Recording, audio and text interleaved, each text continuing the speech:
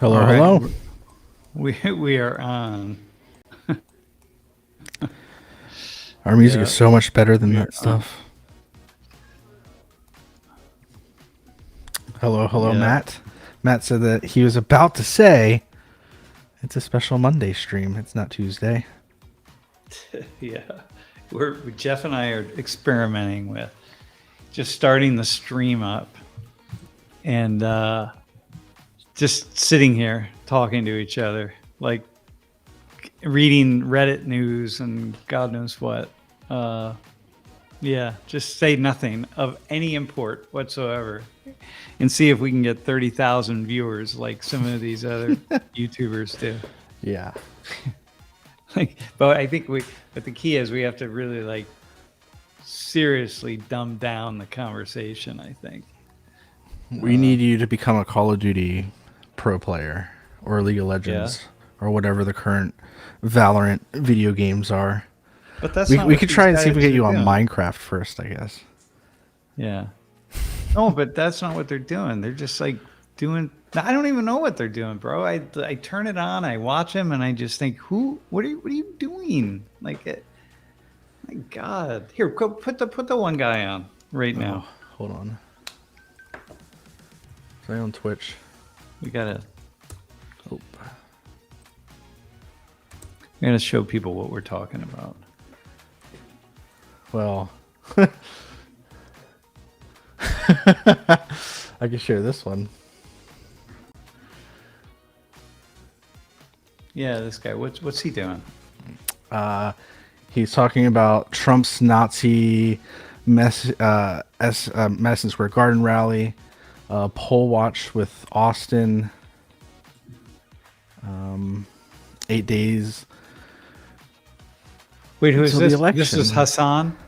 Yeah, this is Hassan Piker. Wait, how many people are watching him? 15,000, 15,000.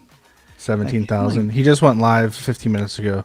So he averages around 30. And then you have people also like Okay, give me show us a couple XQC, other.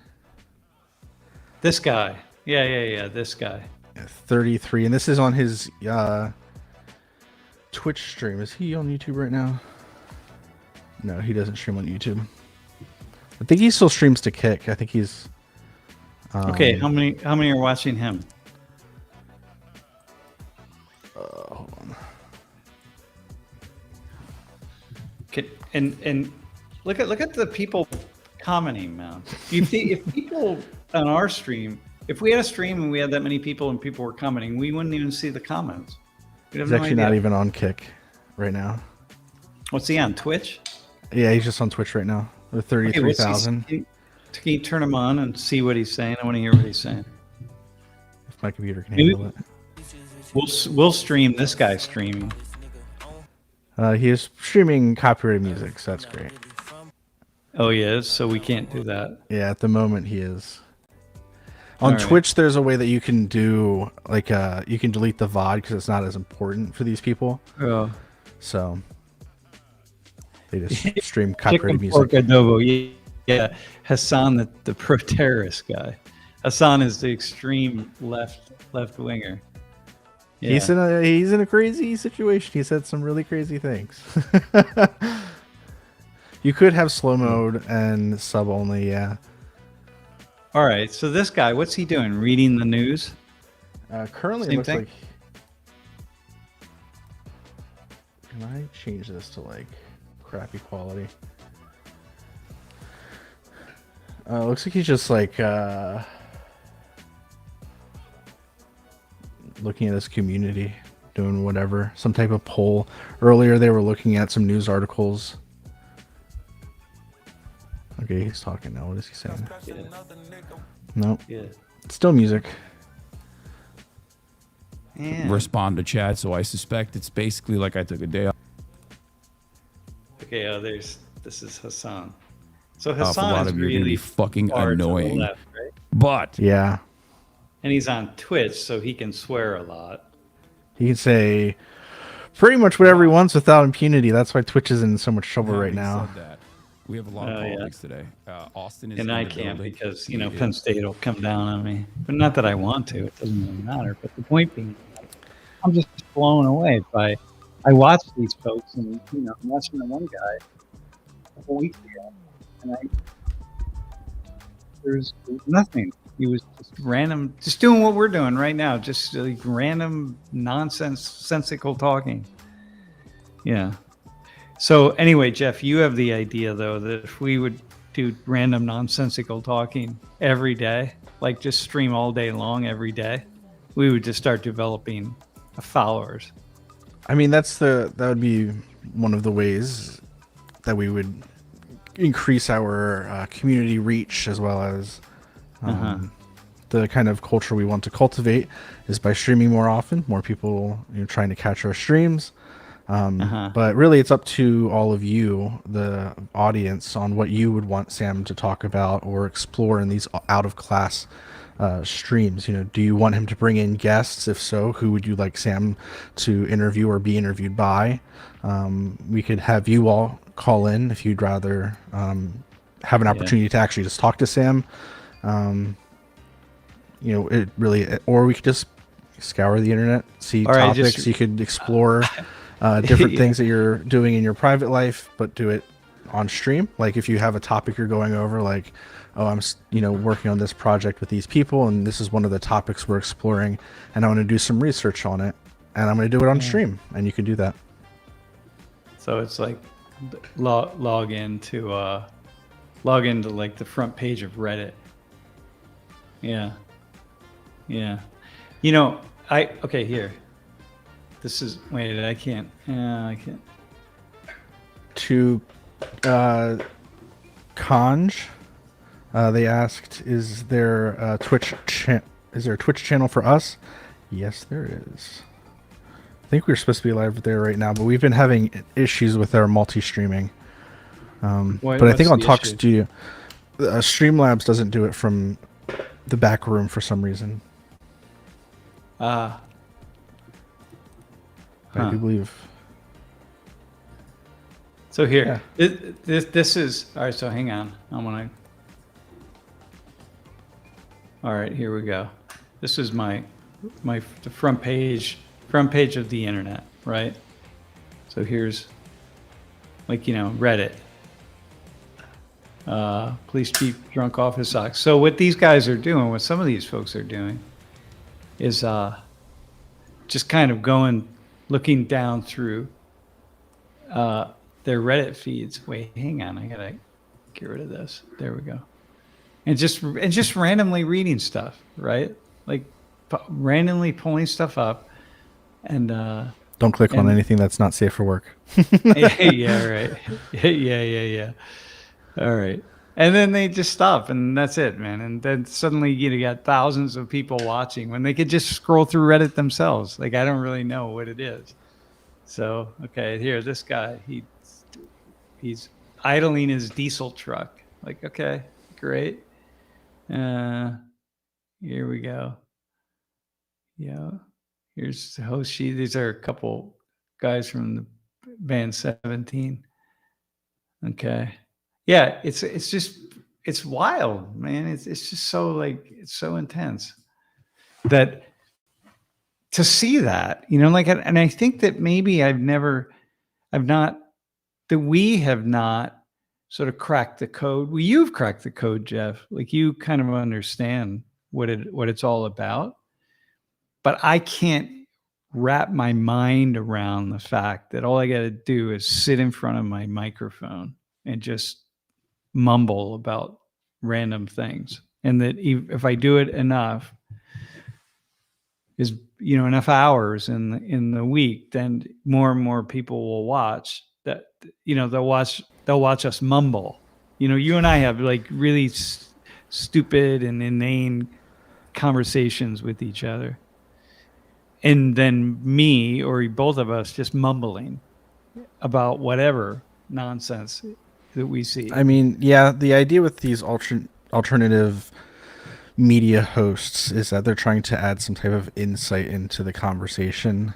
And one of the great things about freedom of speech in our country is the fact that anybody can mumble about anything on the internet, or for sure. give really good insight about anything that they want. But when you have so many people, it really does sound like mumbling, especially for the fact that people like Hassan, specifically. I mean, I'm not a big fan personally, but one of the critiques that he has is that he just goes on Twitter, and you can tell how many news articles his chat has sent him on topics he should talk about, because he has on his Chrome window like 13 or 14 different tweets, and he just goes one, reads it, responds, closes it, goes to the next one. And that's just like a whole segment of his stream, like every day is just reading the news through tweets. And then he's just commenting on what he reads. And he's commenting on what he reads. Sometimes he'll have guests. So today he has, I think, Austin Show is the account that the guy's from. But he comes on and he talks about whatever insight he's going to bring in as well, which is better than just one person. But Twitch has a big issue currently with being too friendly with particular commentators like Hassan, where they can say anything with impunity, and other streamers who disagree with them are getting kicked off left and right. There was also an issue where Twitch wasn't allowing new accounts to be made in Israel for the past year, and then and in Palestine. And the CEO came out and he was like, "Hey, it's actually because we didn't want extra new channels to be created that would show the war. We don't want that because that violates our TOS." But that doesn't make a lot of sense, because they would have also banned everybody in Israel and Palestine completely for a certain period of time. And they would have also done that in Ukraine and Russia, but they didn't. The only two countries, I believe, that have IP bans for the country is Israel and Palestine. And it was just very weird. And for the fact that people like Hassan, who are friends with the CEO made a video of him singing Hassan happy birthday, that Hassan then watched on stream and then talked about, because that's what he does. It's just it feels like they have this anti-Semitic bend to them at the moment. It might not be intentional. It might be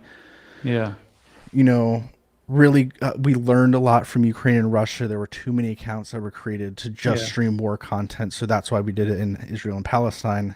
But then why didn't you make some type of public announcement about it? Why was it secret? Why were people for months posting screenshots on Twitter of their conversations with support saying, sorry, it must be an issue with your email or your phone number, or trying to pass it off as something else? We're just saying, you just can't create an account at the moment, or just not giving them an answer at all. Yeah. Well, this is why we see, Web 3.0. I mean, the idea behind Web 3.0 is, you're going to have lots and lots of on-ramps to the internet, and they won't be controlled by toll booths that are controlled by big corporations, right? So we can't even envision what Web 3.0 might look like, but that's the idea right there, that people aren't controlling. But at the same time, people kind of need that, right? So they put up this portal in Philadelphia. I think it's Philly and London or something. Is that right? I think I'm not sure where the other portal is. Yeah, it's a big portal. And so you can go in front of it, and you see people in London, and then they see people in Philly, right? And within just a couple of days, people are just showing up, women, and lifting their shirts up and showing their breasts. It's just we can't have anything nice. You know what I mean? Yeah, there you go. We just can't have anything nice. People will just be. If people need to be tamed, they're I hate to say that, but because it feels bad as a human being. But that's kind of where we're at. Just gotta control people, man. Somebody asked, has the professor's political backing been disclosed before? I thought that'd be a quick.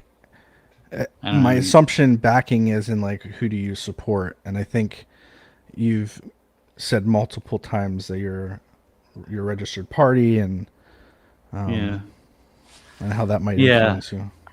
Yeah, or does it, or is the question, Conj? Maybe you can ask the question maybe you mean as somebody behind me some way politically, right? As someone with a political agenda, support support me. It's like if they do, they're not giving me any money. So like like the answer is like, no. I'm a new viewer and started watching a couple weeks ago. Yeah. No, I don't have any. I don't have any political backing. I am a registered libertarian. Serious about but the reason I'm a registered libertarian, I say this a lot, but I think it's important because as a sociologist, I'm trained to see the ways in which factors and forces outside of our control shape human behavior, which means that I'm also trained to understand that if I want to change the world, make the world a better place according to whatever it is that I might think is better, or people who think like me, then I got to go out and the way to do that is go out and make it happen, which means that, you control, you got to change the structure to impact the system that will change people's behavior. So that's just kind of the nature of it. If we have an obesity epidemic, right? It's like, well, it's very simple to solve, actually. Just don't allow people to eat the kind of nonsensical foods that they eat. We don't have an obesity epidemic in countries where people are eating really healthy foods. It just doesn't happen. And where people are getting, even a modicum of exercise. We don't have that, but we do. And so they're thinking like a sociologist. It's like, well, we just got to not allow people to eat that food. There it is. We'll fix the problem. And then if we fix the obesity epidemic, then imagine all the money we save in healthcare and one thing after another. It's just it just unfolds very quickly, and society can be a much better place when people are really healthy physically, because they'll also be more healthy mentally. Okay, but that's thinking like a sociologist. So I can think like that really well, but I don't like doing it. That's a problem, because then I'm suddenly in the world of controlling everybody else's behavior and making decisions for everybody else. And so that's probably not a really good idea. Sometimes it is, sometimes it's not. But then I register as a libertarian, which is the far end of freedom. Give people as much freedom and autonomy as possible to do whatever they want. And then I learn the libertarian arguments, half of which are just pure insanity, but the other half are really thoughtful. And then between the two, the libertarian side and the sociology side, I can balance them out and find some reasonable spot in the middle. So that's why I say I register libertarian. I think a lot of libertarian ideas. I read a lot of libertarian ideas, and yeah, that's my political backing. Hey, by the way, you want to see something? Can I show? I don't know if you'll be able to get audio on this.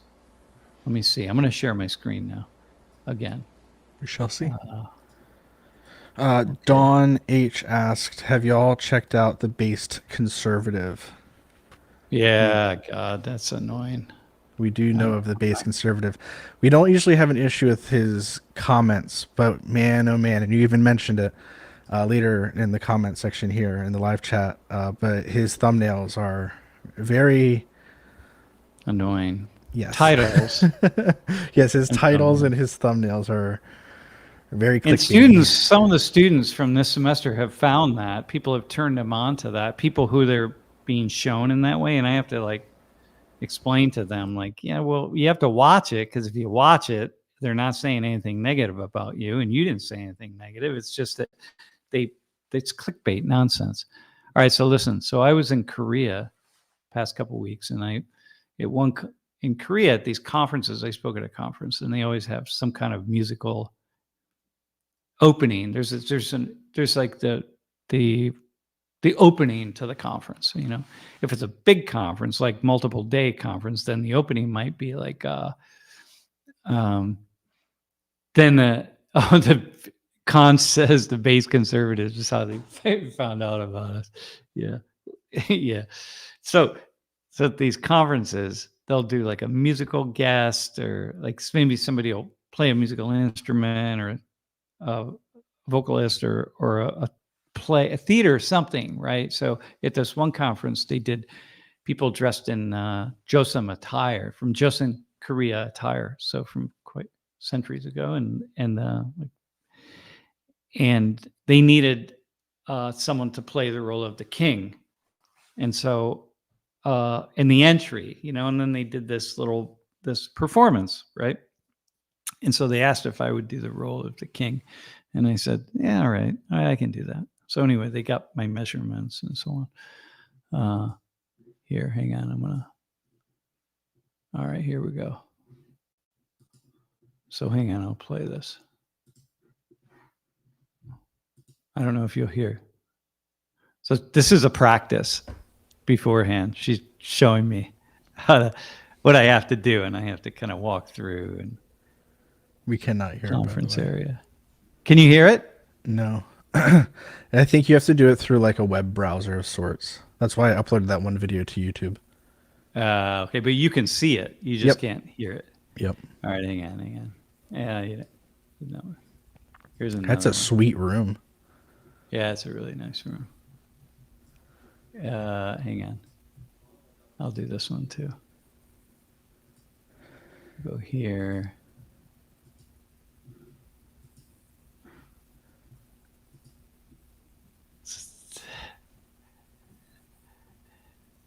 This is before the concert or the conference. Like she's, giving me all the information. It's kind of wild. Anyway, I thought I would show that. It was my moment when I was the king. And the really funny thing about it is I had to get there early and practice. And then I was wearing the attire for the, kind of the opening. There's like a gathering with VIPs and that kind of thing. And I had the attire on, and no one knew why I had it on because no one had any idea. Everyone came dressed obviously in Western clothing, but I was the only one wearing Joseon attire. So anyway, it was kind of. Yeah. Speaking of South Korea, Stephen asked, "How was it?" Yeah, it was good. Yeah. King Sam, yeah, exactly. I said, little did you know that your king was an American, right? But I guess we're kind of kings of the whole world. So Trump would have loved that, Yeah, there is a. No, I don't have cons. I don't have family members. I just do a lot of. I'm just connected to South Korea or the Republic of Korea, or as Koreans say, just Korea. And just do a lot of stuff over there. So I'm pretty deeply ingrained in Korean culture in a way, although I don't speak the language. But yeah, it was good. Good experience. It's always a good experience. Yeah. Here's a question from Rickard.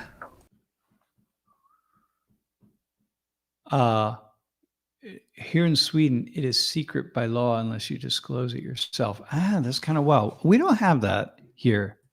Well, maybe we do. No, I don't think know. No, I'm almost certain that we do. It's public record if you're registered to a party, and that sort of information. But in terms of like your actual vote, like you go into a single cubicle, no one can see inside but you. You fill it out. You don't have to show it to anybody. Just put it then into the machine, and then it'll give you your receipt saying that this is your ballot number, et cetera, and then you leave, and you don't have to say anything to anybody. You could vote for. You could do a write-in, I think, in most states.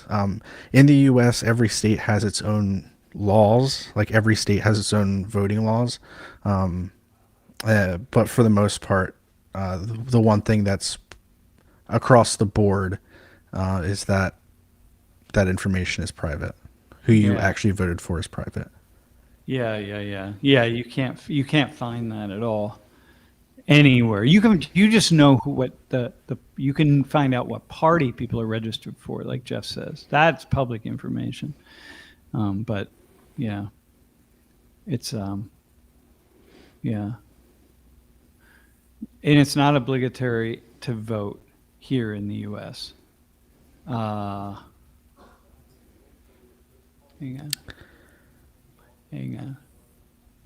on.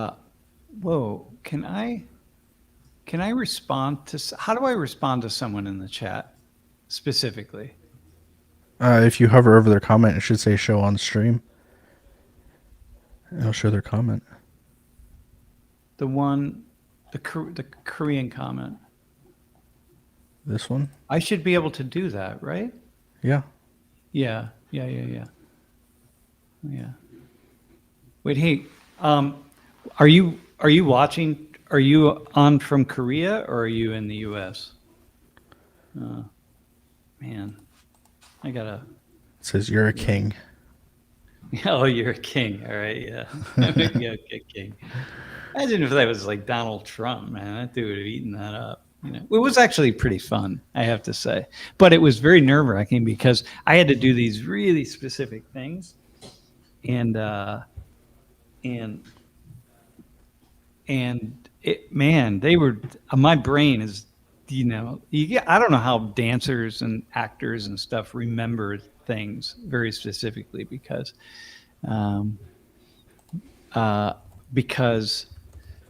you. Yeah, because they were very specific things I had to do. And of course I messed it up. And the woman who played the queen at some point had to like nudge, sort of motion to me with her eyes, telling me what I had to do next. Yeah. So I don't know. It's, yeah, it's really, it's kind of, life is filled with surprises, I suppose. All right. So voting, got it. So we're there. We're a week away. Yeah. Hopefully soon I will stop getting text messages and phone calls. Oh and my God. We've only had 2 door knockers and I was here for one. I was actually happy to get a door knocker. But man, it's been insane. And I have YouTube Premium, so I don't watch a lot of ads.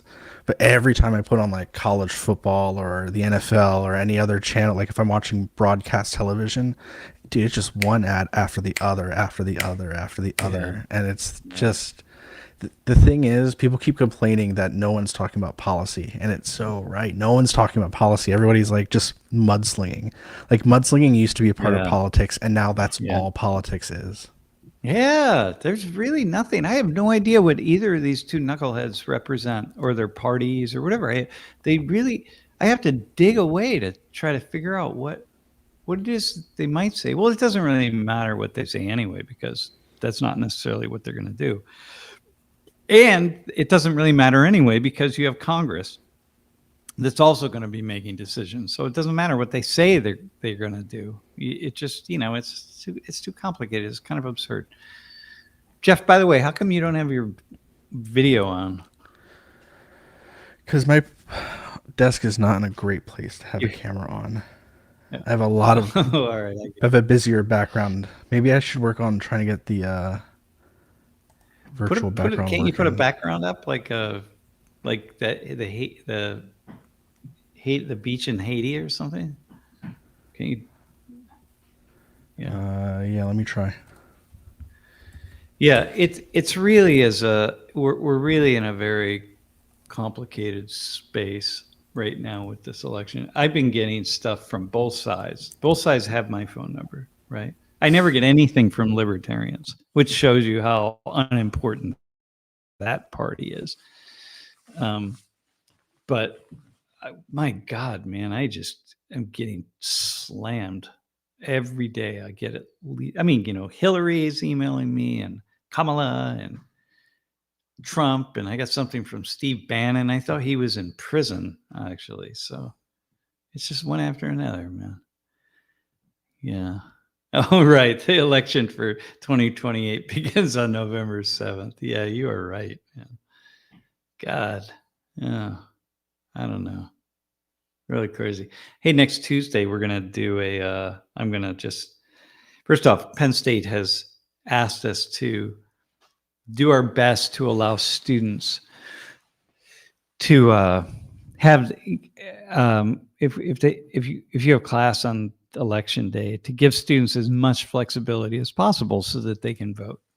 And we have had problems in the past here, because last year or 4 years ago, or maybe 8 years ago, I don't know, that it took students, like the lines for students to vote were, like 2 hours sometimes. in the kind of the peak periods. So there aren't enough voting machines on campus in the main place where students vote on campus, right?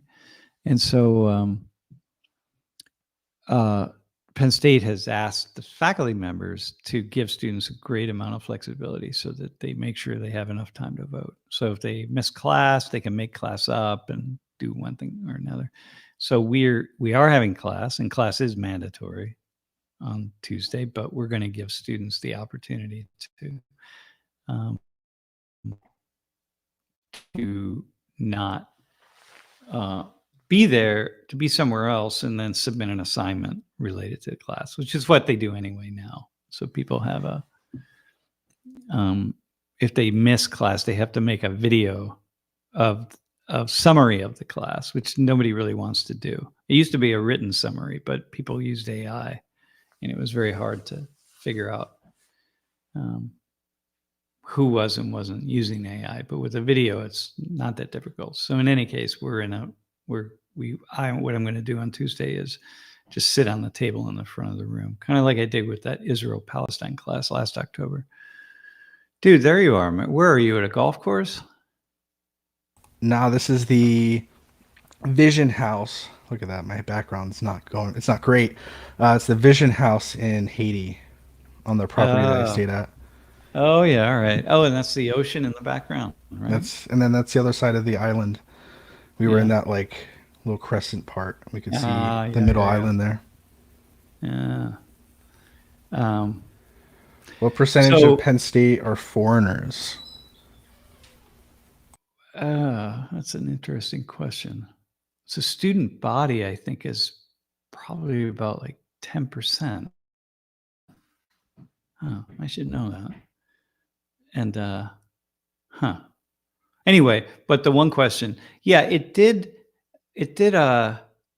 what people did vote. They're really sort of pushing to get students to vote. Not that there's no agenda, like the idea that, well, students are more likely to vote for the Democratic candidate. That's actually not appearing to be very true. Actually, Trump is surprisingly popular among college students, at least at Penn State. So, what are you going to say?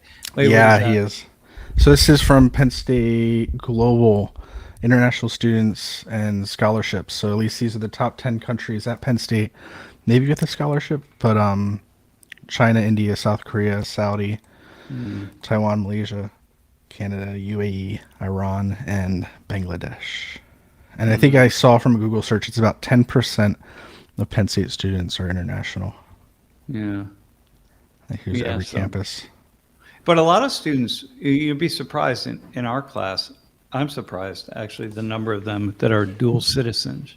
People who have applied to volunteer. And actually, this semester, by the way, we just hit 200 volunteers. So 200 people have applied, out of 800 students applied to be a volunteer, to come up with the front of the and which is, that's amazing, actually. A quarter of the class is willing to put themselves out there and be on YouTube and in perpetuity, and that says a lot, I think, about students being willing to kind of have these conversations that they don't know what the conversation is going to be about. I don't know. That's kind of cool. So anyway, more students will vote because we're pushing it hard. But people would have the idea, I'm sure, that a place like Penn State has an agenda. They want students to vote because they're more likely to vote for Kamala Harris. And first off, that's not true. Penn State, I quite deeply in contact with people who are making these decisions, and they really don't care. They just really have the idea that they think students should participate in this part of the democratic process.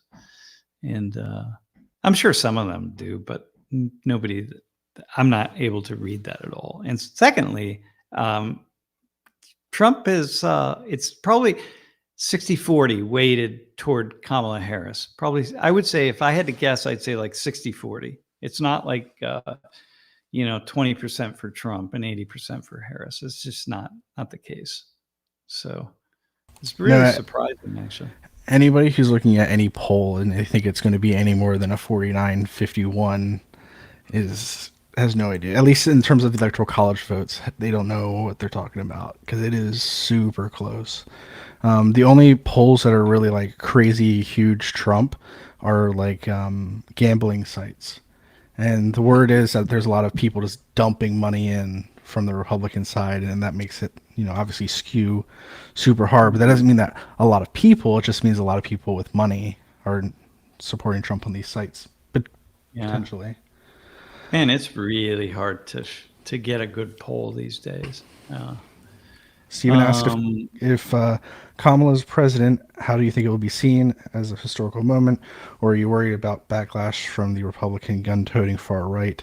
That's how we see a lot of Trump supporters in the UK. I by don't. the way.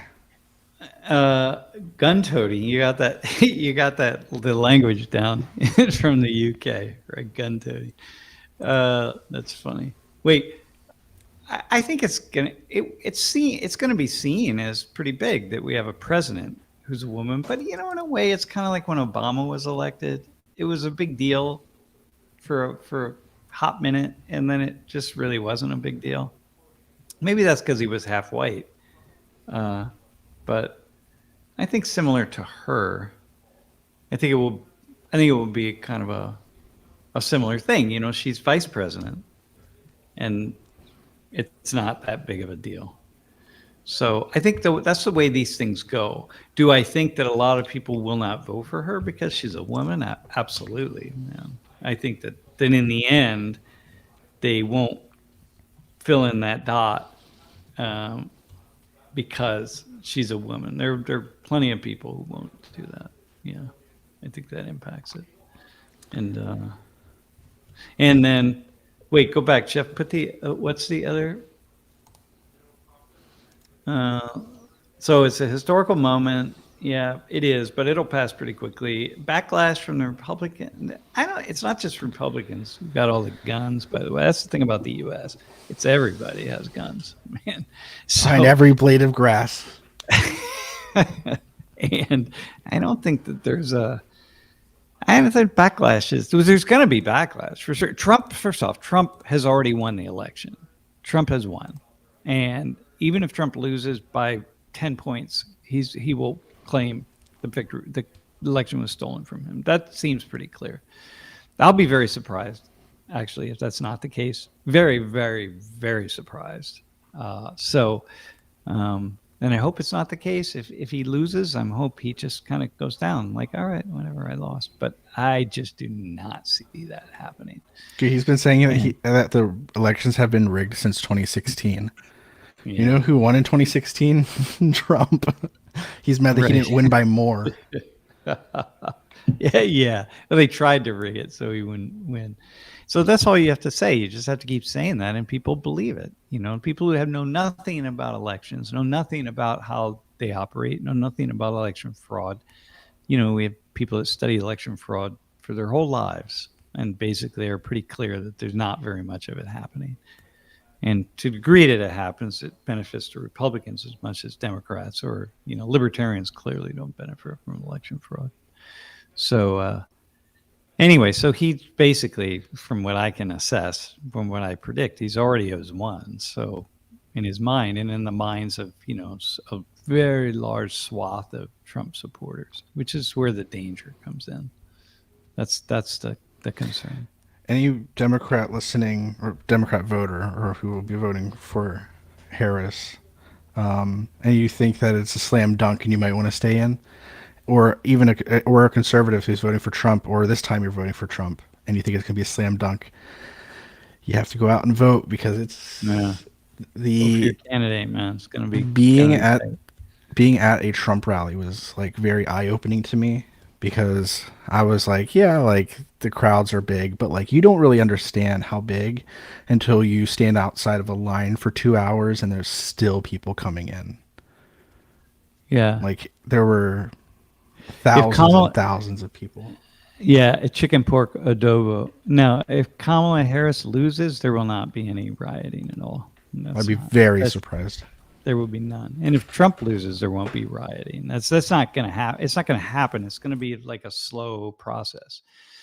That, well, first off, if Kamala Harris loses, there won't be. So there'll be students. There'll be people protesting. You know, students will protest. Young people will protest. There'll be protests all over the place.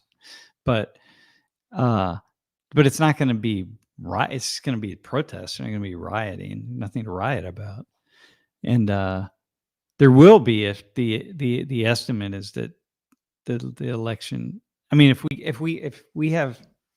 what happened in, you know, with Al Gore and George Bush, and if that happens again, and like what happened in 2004,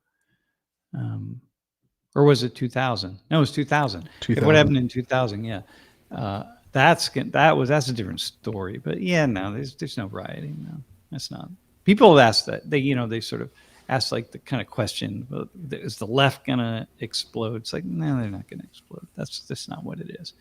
Nor is the right going to explode. They're just going to be very. If Trump loses, you're gonna see like what happened, the storming of the Capitol. You know, maybe you won't see that. Maybe it'll just be some like subtle variation of that or something. I don't know. I'm hoping. I don't know. Yeah, it's kind of crazy. Yeah. The vet. I'm just an old. Go ahead. Oh, go ahead. You can read that one. Yeah, Kashmir. Yeah. I'm quite familiar with Kashmir. Well, the thing about Kashmir that is kind of really kind of there are a lot of unsettling pieces about Kashmir, and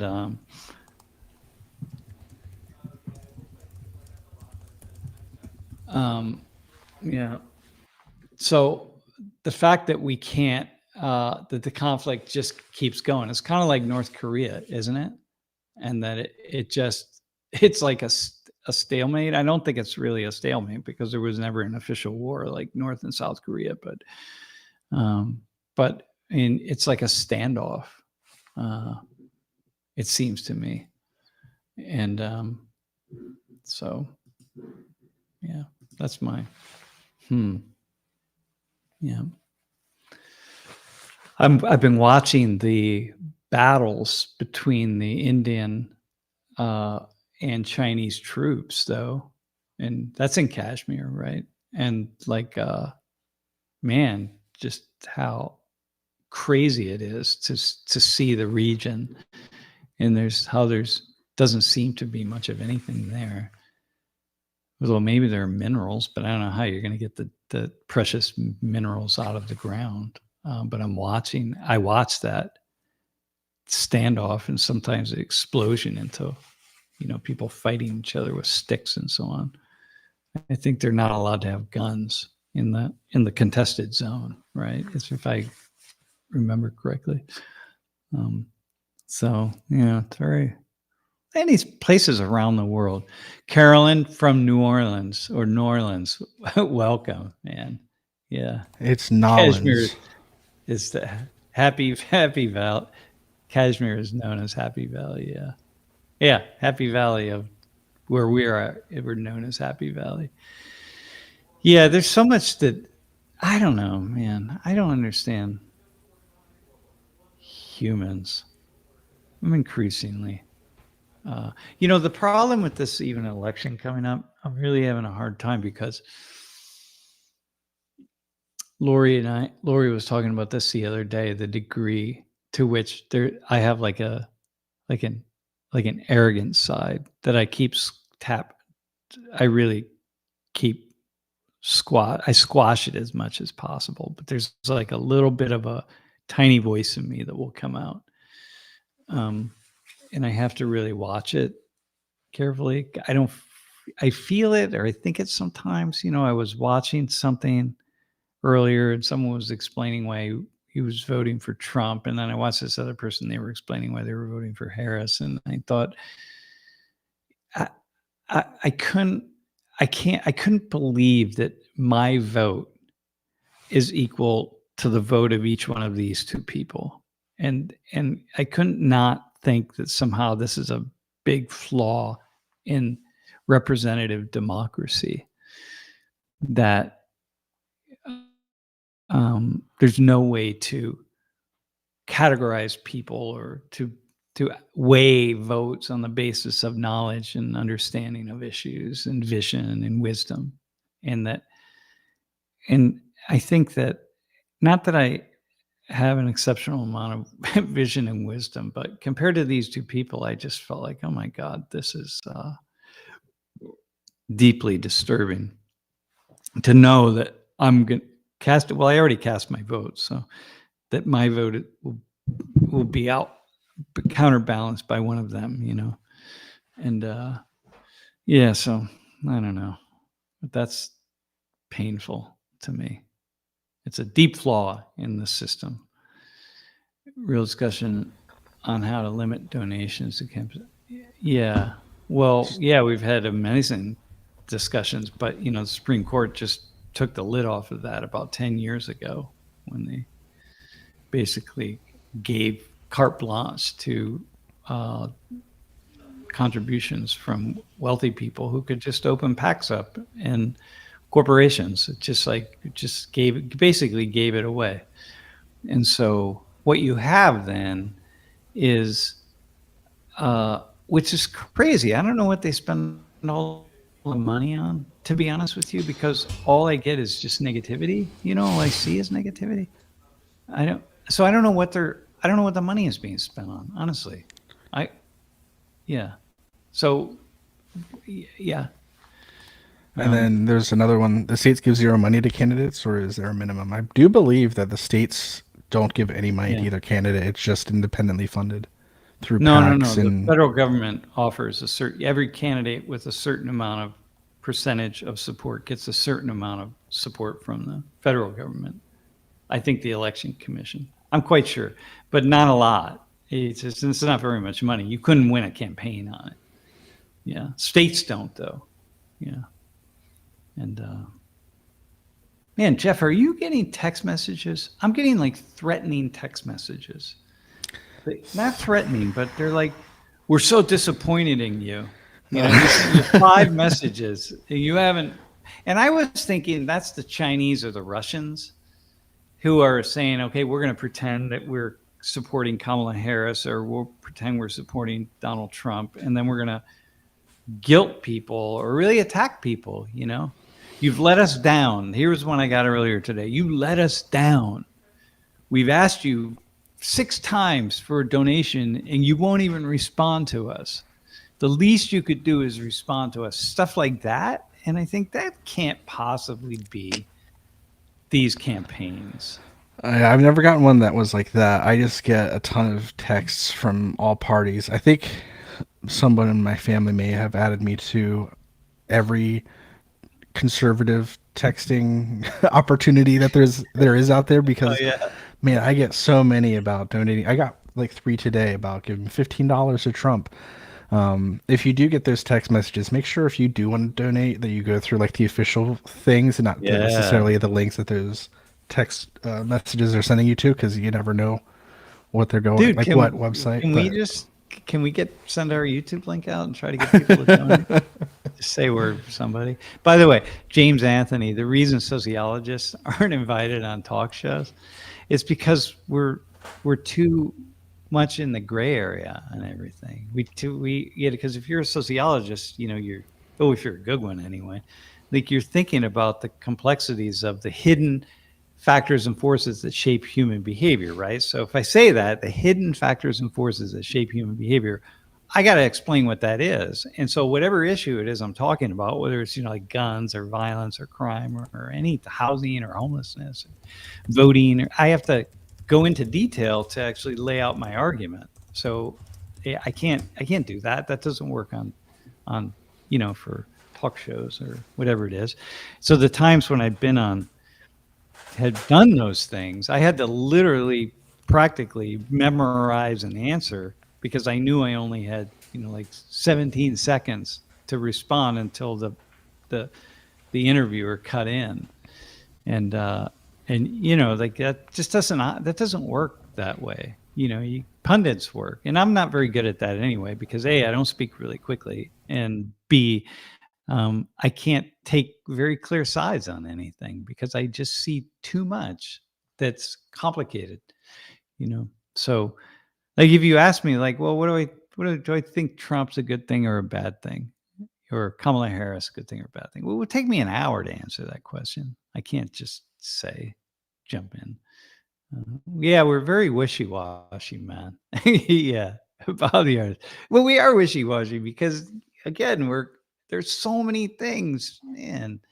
It's like, you know, you think about the social world that shapes human behavior. That would be like Jeff, like saying, why is Haiti poor? You know, like, well, hang on a second. God, how much time do you have a day? Do you have a week? That's going to take a long time, man. No, I'm going to boil it all down to one thing. Yeah, that's 'Cause what people That's want. what pundits do. That's what it's easy to Yeah. do. Yeah, I can't. That's do how you that. get the TikTok clips, man. Yeah, yeah, yeah. I can't do that. That's part of the. Maybe that's YouTube part shorts of why. are they're adding 2 more minutes to the amount of time that you can do for a short. Oh, seriously? And yeah, they're up to 3 minutes soon. I think by the end of this month. And it sounds great, and I really do support it. But man, like Wait, what's it limited to now? 60 seconds. It literally it's 60 seconds, meaning it cuts off at 60 seconds. It cuts off at like 59 seconds and Wow. 58 milliseconds. Yeah. Yeah. Huh. Or it'll just upload it to regular video on YouTube. Huh. All right. Well, there you go. So, All right. yeah. But no, yeah, if you want to explain these things, it's a lot more difficult because there's a lot of things that go into it, and there's a lot to say when you point out individual stories to try to explain a larger sociological narrative that's being presented. Another thing Yeah. you said is they're wishy-washy. I was in church in my freshman year of college, and my one pastor and I were having a conversation. He said, you don't want to be like a leaf blowing in the wind. You want to be a tree steady to the ground. Yeah. And Yeah. I agree with that for a lot of things, but you have to remember that trees also do sway in the wind. Yeah. And you Yeah. have to be able to take the I new like that. information that's presented to you, because if you believe that X always equals Y, and then you have an instance where it doesn't equal Y, then you have to make some type of explanation, and it's either going to be apologetics of some type, or Yeah. you reevaluate, and you Yeah. should reevaluate.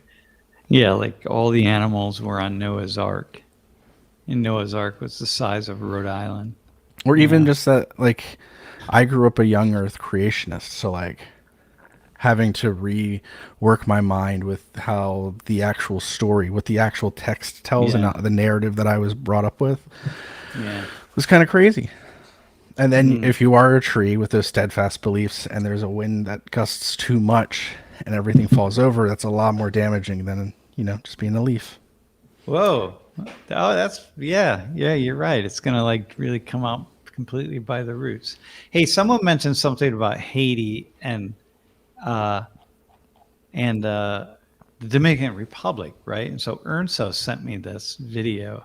Wait, again, Jeff. So you're saying even on this, when I go to share,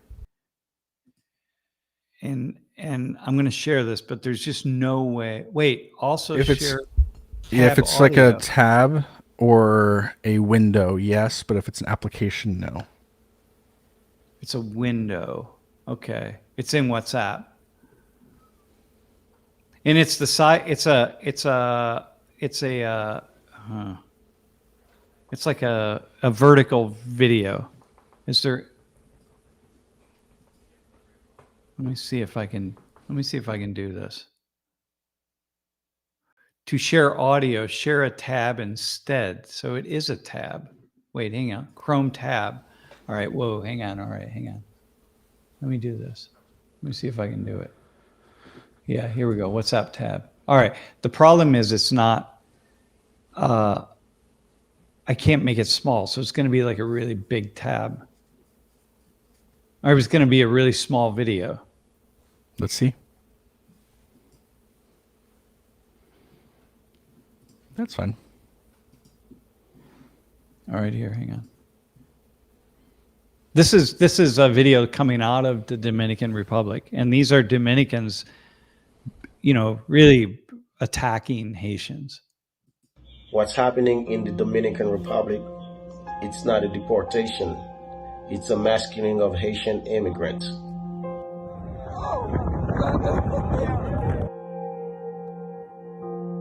Se levanta el mundo. En República Dominicana no hay deportación. Es matando haitianos. Vamos a ver. Espérate. O que está acontecendo na República Dominicana? This guy's a com os Haitian. haitianos? Whoa, so if I talk, you can hear me? What's Yep. happening in the Dominican Republic, Okay, hang on. it's not Se levanta el mundo. En República Dominicana no hay deportación. Es matando haitianos. He's saying this is like Vamos a ver. a big O que massacre. está acontecendo na República Dominicana com os haitianos não é uma deportação. É um massacre de vidas humanas. So this guy's Haitian. ¿Cómo se la va a quitar? Está quitando el tinaco. So they're on this rooftop just ¡Ay, lo Velo ahí. matan! Velo ¡Diablo, ahí. coño! he just Velo ahí. killed some guy. What is happening in Dominican Republic? It's So what's not going on is- deportation. It's Haitian killing. Stop it. They're just trying to force Haitians back to Haiti, and they're just really beating people up. It's kind of it's pretty violent. Like, we don't really have to watch it, but I wanted to it's just really disturbing, man. Because what's happening in the Haiti right now is just people are just hanging on, man. And we're just not sending the peacekeepers who really need to go. And it's just so horrific, man. It's so horrific. Yeah. So anyway, that's that was, it was a video. It wasn't TikTok. It was a video that our friend Ernst sent, that he got. Someone sent it to him. And it's just, man, the scenes are really graphic. I just wanted to show a little bit of it just to kind of respond to that. But it's just unsettling, man.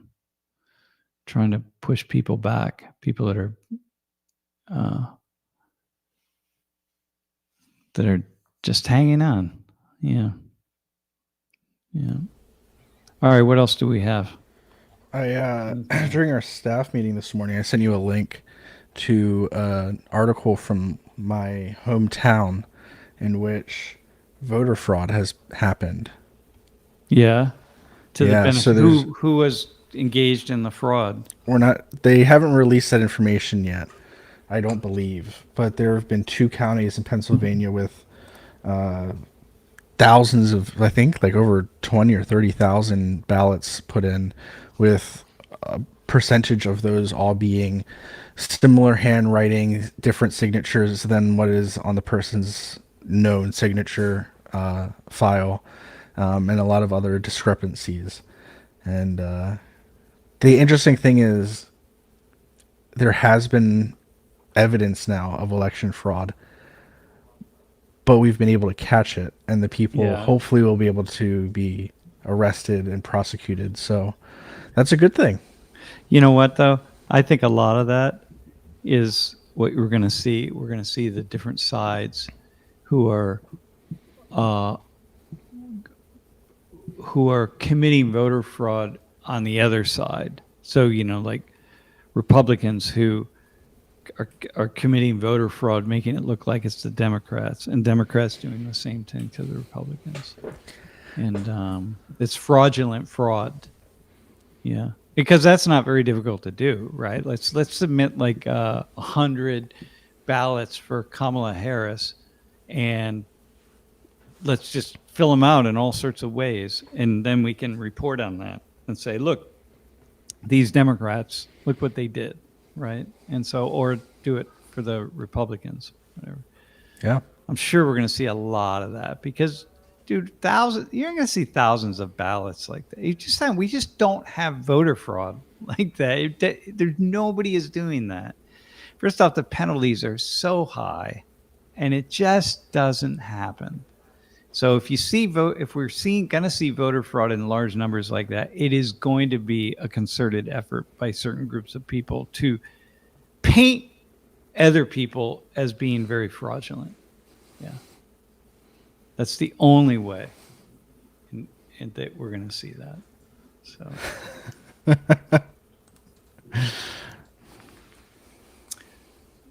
we're going to, oh yeah, there you go. I like that. Yeah.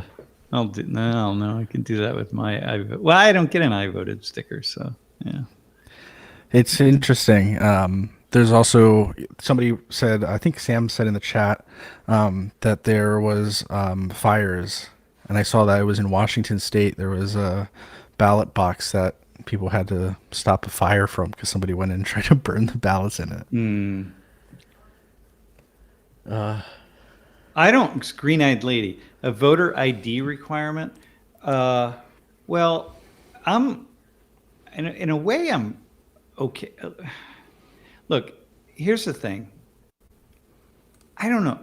This is one of those things whereby if I were an expert on this, on let's say a voter ID requirement, right? Because there are people out there who are not one way or the other. They're really looking at it in very complex ways. Here are the pros, here are the cons. And I'm sure that if I were talking to that person, I would say, like, oh man, yeah, there's a good thing. Oh, also a really bad thing. And so that's the problem.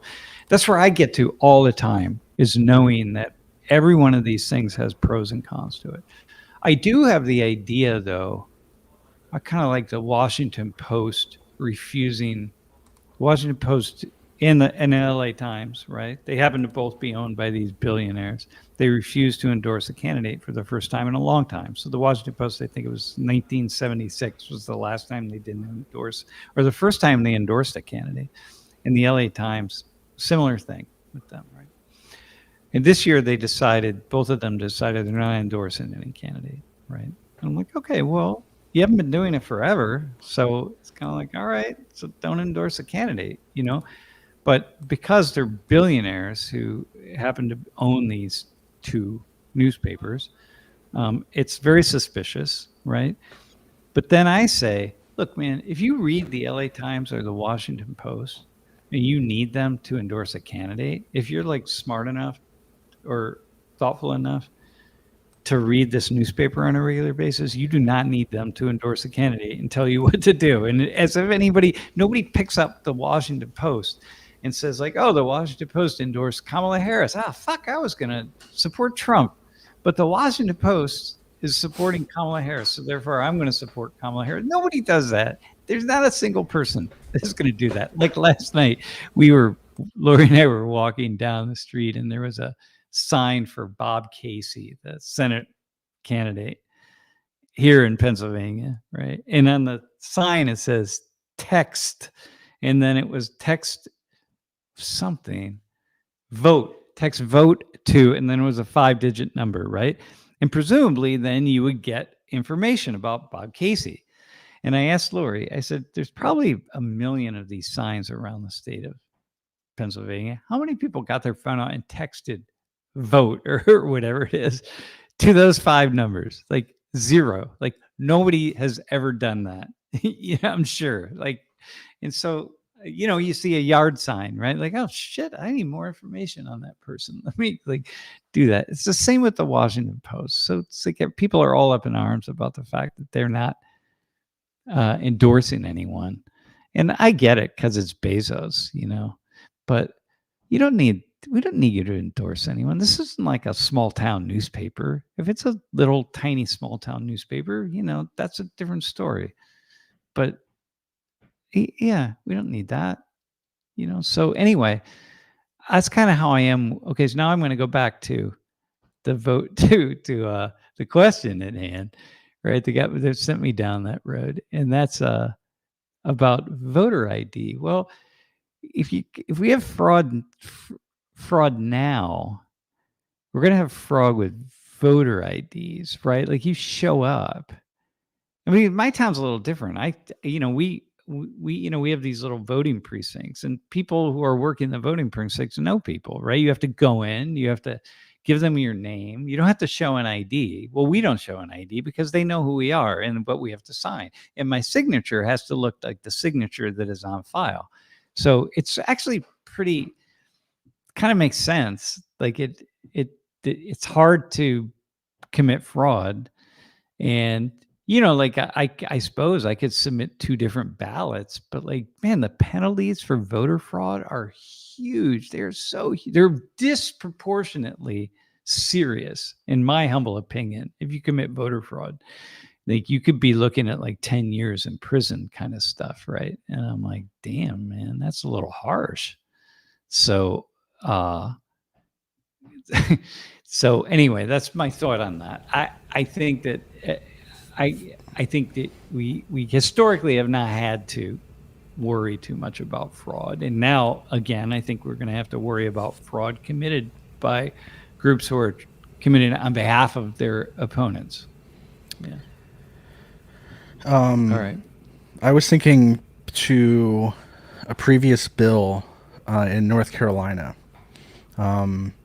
that I think their Superior Court, maybe it was their state Supreme Court or the level of the Supreme Court, said that this law was, I'm trying to find the exact quote again, but it was like strategically trying to implement voter ID laws to disenfranchise Black Americans in North Carolina from voting. Yeah. And it's kind of like it was one of those bills where they say it's for one thing, but it has a whole bunch of stuff in it. So it's like, yeah, you have to have a photo ID given to you by the state or federal government in any way that is, a passport, whatever. But then they also restricted the amount of polling days. They restricted same day registration and voting. They didn't allow voting places to stay open for extraordinary circumstances. So let's say there's a fire on the other side of the building unrelated to voting at all, and they have to evacuate and take like an extra hour or two, so then that voting place is now closed. They can't extend that to allow more people to vote. So I don't think that the problem necessarily is voter ID laws, because I think for the most part, most Americans would be like, yeah, take your ID with you. Especially, I think in Pennsylvania, it's only the first time you have to show your ID and then sign. And then once you go back to that voting place, you just have to sign. And I think that most people don't have an issue with that. It's when there's other things that are always put into these laws to help stop fraud that do nothing with fraud and just disenfranchises people from voting. And that's like the whole point. Yeah, well, the goal by politicians is to gerrymander as much as possible, right? Like you want to come up with, the way it works is, so if you're not from the US, the way it works here is, we have these, the states are all broken up into districts, right? Congressional districts. And it's not based on the counties or anything. There are these districts, right? And so you want to change you can't just just draw lines, right? So here we are, right? And so you're going to decide, like, okay, how are we going to include these? Like, what are we going to do? And you've got to let's redraw them so that we know that they're going to be. We can draw them in such a way that we can maximize the number of Republican candidates or victories or the number of Democratic victories. It's not particularly difficult. And some of these districts get really absurd, man. Like look at District 12 and see how it goes down at the top. Wait, why does it go down at the top? Like what happened right there? That maybe there's a reason for that, right? But why? And so there are some of these districts that are just absolutely insane in the way that they look at number 3 and 2, the Philadelphia ones. Yeah, it's just crazy, right? So anyway, this is so if you go back to the voting IDs and stuff, we know that when you have voting IDs, it's going to harm, it's going to impact poorer people, right? The poorest people are less likely to have IDs. They're less likely to even have had birth certificates. You got like if you to get a real ID, and it's not mandatory yet, but you got to have multiple forms of identification. Like you got to really prove that you are who you are. Well, there are a lot of people who have a difficult time doing that. I know it's hard to imagine. Those of us who are figured out how to, get a computer and jump onto a live stream and have a conversation. It's hard to imagine that people would like, what? Wait, what? You can't get a birth certificate? No, man, I can't. Well, go get it. You know what I mean? So it's like, for me, but some people literally can't. I mean, they can't even I know a guy that cannot prove that he's born. He was in prison for quite a number of years in one state. He was born in another state. His mother never filed for a birth certificate. He absolutely cannot prove his existence. He absolutely has no idea. And he's worked at the highest levels to try to even just get an ID. You know what I mean? How are you even in prison when no one knows who you are? It's great. The craziest story in the world. So anyway, this is an issue, but then you can take a step back and say, well, hang on a second. Go get an ID. Then what we need to do as a society is make sure that everybody has the ability in an easy way to get identification. And you should have identification, right? So we need to help people get their birth certificates so they can go get an ID so that they can vote. This kind of thing, right? So people will say, like, well, but it harms poor people, and it does. But let's fix that. And so really cut down on the limited amount of fraud that might exist. But again, it's not very much, right? So that's my thinking on that. Yeah, you can. Yeah, they're chicken pork or dough. Yeah, I love your name, by the way. That's why you keep using it, responding to you. Yeah, it's just like, what's your excuse, man? Go get an ID. I mean, a lot of people are. I mean, it's hard, right? I can't imagine who you would be to not even be able to figure out how to get an ID. Like, how disenfranchised you are sociologically and psychologically that you can't figure out how to get an ID.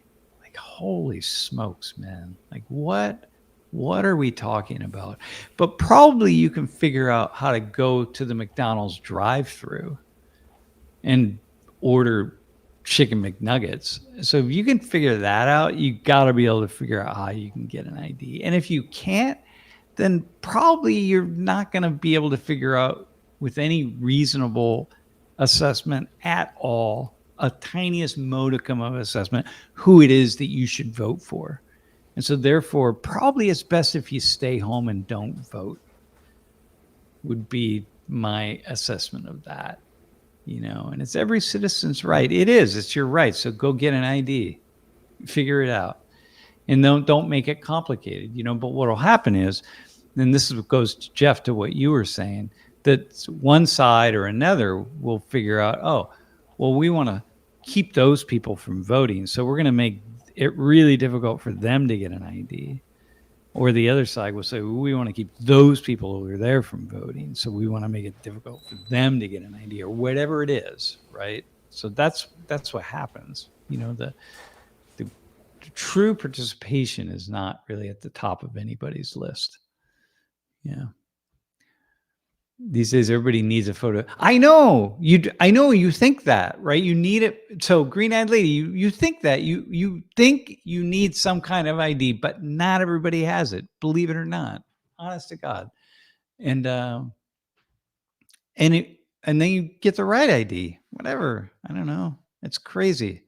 It really is, because what they'll do is say, well, you in order to vote, you have to have a driver's license. It's like, okay, well, hang on. That was tried with some groups. It's like, no, you can't do that. Not everybody drives. Okay, you have to have an ID. Then it has to be a valid ID. Why does it have to be a valid ID? My driver's license I keep all my driver's license. So the ones that I had 20 years ago, it's just as good of an ID for me as anything. It has my same address. It has, you can see that it's me. I'm younger, but you see it's me. Like, why does it have to be valid? Well, that means then every 4 years I got to go back and got to get some kind of ID, right? And that's the kind of stuff that what we're doing is, yeah. So what's stopping you from voting multiple times, Captain Hook? Nothing, actually. You can try that. Well, you're going to show up at your precinct. You're registered to vote at a certain place. And so once you show up there, where else are you going to go? If you go somewhere else, you're not going to be on the list, the voting list. And so you can't vote at another place. So you could turn in I sent my ballot in, a month ago. Well, now I could show up on voting day and maybe I could vote again. So now I could vote twice. But would I want to do that? The penalty of doing that is about 10 years in prison, man. So a lot of idiots who would do that, they don't realize you're looking at a decade in prison. So you probably don't want to do that.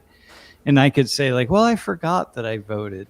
I forgot that I mailed in my ballot and then I went and voted. It's like, yeah, go ahead, try that. But so anyway, Captain Hook, you're risking a felony. that's what stops you from it. How are you gonna vote twice? What would happen would be, Lori's father, died a year ago. Well, he's probably someone I could show up and say that I'm him. Probably it's in New Jersey, but I probably could show up, but and say I'm him and vote for him, right? Even though he's dead. But that's a lot of work to do to get a single vote, man. If you're going to sway an election in a place like the state of yeah, if you're going to sway an election in a place like Pennsylvania, you need tens of thousands of votes. And so if you're going to have dead people voting, you need tens of thousands. That takes a lot of work to get tens of thousands of people to show up and vote. Yeah. Yeah. It's really, it's tough, man. Yeah. So anyway, yeah, it's hard to commit voting fraud here in the U.S., man. To be a ghost vote, whatever it is, it's very difficult. So. In Texas, we have to have our birth certificates now to renew our driver's licenses. Yeah, I think in Pennsylvania, most states are changing to their real ID, which at least at least for the first time that you get your license as a real ID, you have to have, I think, 2 forms of ID. I had to have my old license. I had to have my birth certificate. I just got mine. I had to take 2 pieces of mail that shows that I pay bills at my address, right? So I took my electric bill, and some of them are in Lori's name. So I took my electric bill and I took my phone bill, I think, and I had to show them that. It's like, oh, all right. It takes a lot, but a lot of people just don't have their act together, man. Which is okay. Then don't vote. If you're like a crackhead and you can't figure it out, and then don't vote. That's the nature of it, man. You don't get to vote. Yeah, it's your right, but you're right. There are certain minimum things you got to do in order to vote. And one is go figure out how to get a damn ID. And if you can't, then what we need to do as a nation is to make it easier. I don't know. Can't be much easier, but maybe we have to work on that. I looked up from Pew Research. There's a question. What's the normal percentage of people who don't vote? From 2018 to 2020, Pew Research says about 30% of Americans don't vote over the age of 18. So, Arnica, that's actually a really interesting question. So you renewed your driver's license in the 90s. You're a German citizen. They said, do you want to register to vote? If you had said yes, well, you would have had to provide, in order to register to vote, you're going to have to provide documentation of some sort. You would have to. Yeah, they would have checked. Like you couldn't have just. At some point, they would have caught that and been like, "Oh, you're ineligible." Yeah, you got to have something.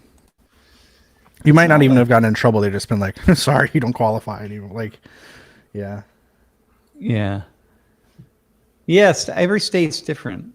Different states are different. But every state is moving toward real ID, which is making it real difficult to forge an ID of some sort. Yeah. We have a lot of examples of people forging. I mean, but you got to know someone, man. It's not easy, right? I think May of this upcoming year, you'll have to have a real ID for Pennsylvania to fly domestically. Yeah. Or have a passport. Well, they pushed that back a little bit, but last I saw was May 2025. Yeah, but I think they're kind of going to push it back even again. I don't know. The biggest thing I miss about State College was the 2 times I had to go renew my license because your DMV is so empty all the time. It's amazing. Yeah, it's nice, man. It's nice. We don't. Yeah. Well, this is the thing, right? We don't make it. So you saw Arnica says a border control episode featuring a Polish citizen who thought he was a U.S. citizen. He had voted lots of times. Yeah, I can't verify that or not. Like, I mean, who knows if maybe he said he voted lots of times, but he actually didn't vote lots of times. I think we could also say that. Huh. Yeah. I'm always suspect about a lot of these things. Question. The real ID isn't that difficult to get, right? Green-eyed lady. No, it's just like I have my birth certificate. I have it here. I have multiple copies of it. I have bills that I pay that are in my name. Okay, that's important. You got to have that because maybe you don't have bills that come in your name, right? And so you live with somebody else and all the bills are in their name and you pay cash for everything. So it's like, okay, well, what do you do then? Right? Yeah, I have nothing. I can't show, I don't have a water bill, electric bill, a trash bill, anything at all. So that presents a bit of a problem. I never had a driver's license before, so I don't have that. Like it requires some hoops to figure out, and you just got to figure them out. And that's kind of what it means to be a citizen in a way. If you want to participate in the world in this way, then you're going to have to figure some things out. And if you can't figure them out at a basic level, then maybe you don't vote. That's kind of maybe just how it is, So, yeah, I don't know. Shit. Yeah. You just set a DMV for 3 months in advance, of course. Yeah. No kidding, man. Like, how is that? How are we in this position as a society that these things become so incredibly complicated and difficult for people? Well, because we've decided that we don't want to invest our resources in this way, in such a way that we've built a bureaucracy that is efficient and works for the people. Like we don't want to do that. And some states obviously do better than others, but that's kind of what it is. And we want to be a nation that has an exceptionally low tax rate that, that's fine, but there are consequences to that. Right. So we don't want to pay taxes. That's great. But, you want to get your driver's license, you're going to have to apply for a slot 3 months out. And God forbid you got COVID on that day and you can't go. And then you got another 3 months. So it's like, and then maybe your driver's license expires by then. So what are you going to do? You don't have a license. But that's the world that we've created, right? That's what we want to live in. We don't want it in the U.S., but that's essentially the price that we pay by not paying taxes. And or paying, having a very low tax rate. If you're in the DMV and you're waiting for hours, please remember your AirPods before going in. No one wants to listen to your TikTok feed Also, Yeah. one of the other issues that might happen is that you get Flash here as your DMV person who speaks as slow as possible, of course, because he's a sloth. 9 T Number. 29 THD 03.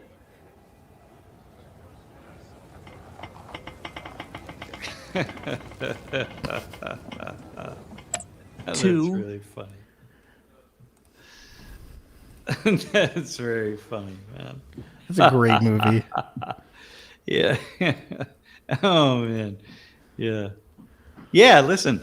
No, we a lot of stuff goes online. I filled out most of my stuff online anyway for my license. I didn't fill out my real ID online, but I because I wasn't going to get it because I always use a passport when I travel anyway. But yeah, these are just the things, man. Passports. I'm going to be able to renew my passport online, which is pretty awesome. Because I don't like sending my passport in and not having one because I never know when I need it and I can't not have it for 5 or 6 weeks at a time. So, yeah. Yeah. Well, Noah's athletics. I hear you about voting should be easier, but at the same time, I could make an argument that it should be harder. Like you should. Okay, like I'm not into having a like a voter test, right? I'm not into that, but my God, man, the thought that some of the okay, this is my arrogant side. It's not an arrogant side. It's just like, how do you build a good society? Like, how do you make a society that functions well? Well, you need it to be relatively educated because in order to have a system that functions really well, the people have to be able to engage with that system. So they have to have a basic sort of a sense of like an ability to be, wow, what's the word? They're very, what is it? To be empowered. You have to have an empowered citizenry. And that means you have to have a citizenry with a modicum of education. So you have to be literate. You have to be able to interpret things in a very kind of basic way. Today I got a email from Penn State about my insurance. And they kind of said, listen, man, you're eligible your next birthday, you're going to get signed up for Medicare A, Plan A. I'm like, damn, first off, like, I can't believe that. But secondly, the email was so clear it was telling me, listen, you're going to need to respond to something here. And it laid it out so clearly. I mean, it couldn't have been any more clear. And yet I was confused. And I don't get confused at these things, but I didn't understand. There were just some things that couldn't have been more clear. And yet I was confused. And I thought, my God. So I had to call, and thankfully I was able to speak with someone. And then once they explained it, I was like, oh, okay, that's what that means. But I didn't know what it meant, right? And so I just think that that's part of what we're dealing with. I'm a very empowered, educated, relatively thoughtful person, and I got confused. So just imagine the level of confusion that some people experience. So, yeah. Sam asked, actually, they didn't ask, but so that's the actual reason for the Electoral College. And for our international audience, I'll try to explain it in a second. But pretty much our country is divided into different states. Each state has a different amount of votes based on the overall population of the state. So that's why states that are very populated, like California, New York, and Pennsylvania, have a lot more votes than Nebraska or North and South Dakota because less people live there. When people vote, they're not voting for a president, they're voting for an electoral vote within the system. So in Pennsylvania, if 51%, well, technically 50.1% of the citizens of Pennsylvania vote for Trump, then Trump wins all 19 electoral college votes. A lot of people who want to get rid of it, I think, have good intentions. I would say we should change it and have the 19 districts of Pennsylvania each put in one vote per electoral college vote, so that people in Philadelphia feel as though they're getting getting as represented, as represented as people who are in Erie or Altoona or Bedford. So it's not. You're saying it wouldn't be winner take all. That's It would that's be what like I would say. That would be much better than getting rid of the electoral college, because it's a good idea. The reason is because if we only allow the popular vote, then the argument at least is that, okay, well, then candidates are only going to spend their times in California, Michigan, Pennsylvania, Florida, Texas, or cities actually. No, and urban mostly and metropolitan areas. and just the cities. Whereas now they kind of go all over the place, and that's true. Although there are people who, like, let's say there's a rally in Pennsylvania, and people from West Virginia travel up to go to that rally, like. That happens already. Plus, people can watch rallies and campaign stuff from their bedroom on their iPhone or on the toilet on their iPad. Yeah. So, like, it's less of an argument now. But there's only two states. What two states, Sam, that don't do winner take all? What's that? Which ones? Maine and Nebraska. Wait, you mean that? So the Maine and Nebraska split up their votes into 2 or 3 different districts. So Nebraska usually, I think, has 3 districts. So that split up the 5 electoral college votes. And one of them is always Democratic, and the other 2 are mostly, I think, actually all the time are Republican. Yeah, that's wild. I didn't know that. And same with Maine. So the framers of the Constitution at the time were thinking, the U.S. looked very, very different at the time. And so they kind of thought very, as you said, like in a very smart way. It's like, look, a very small segment of the geography of the United States will determine who is running the country. So you have to think about it not just in terms of the number of people in the population. That's one way, but it's also the geography. Like certain geographic regions will determine everything about the U.S., and these would be large metropolitan areas. Of course, there weren't large metropolitan areas back then. Well, there were, but they were not very large. But the idea was that, we need to spread out this vote across, the nation. And of course, the nation was very small at that point. Our friend Mr. Beat uploaded a video. It's his supercut of every presidential election in American history, and this is the electoral college map of the first ever presidential election. Yeah, look at that. It's intense. Huh. This is the only election in which 100% of the electoral college votes went to one candidate, who was George Washington. Wow. So you look at that, it just makes a lot of sense, Yeah. Yep. Yeah, it changed a ton since. I mean, this election was actually. No, wait.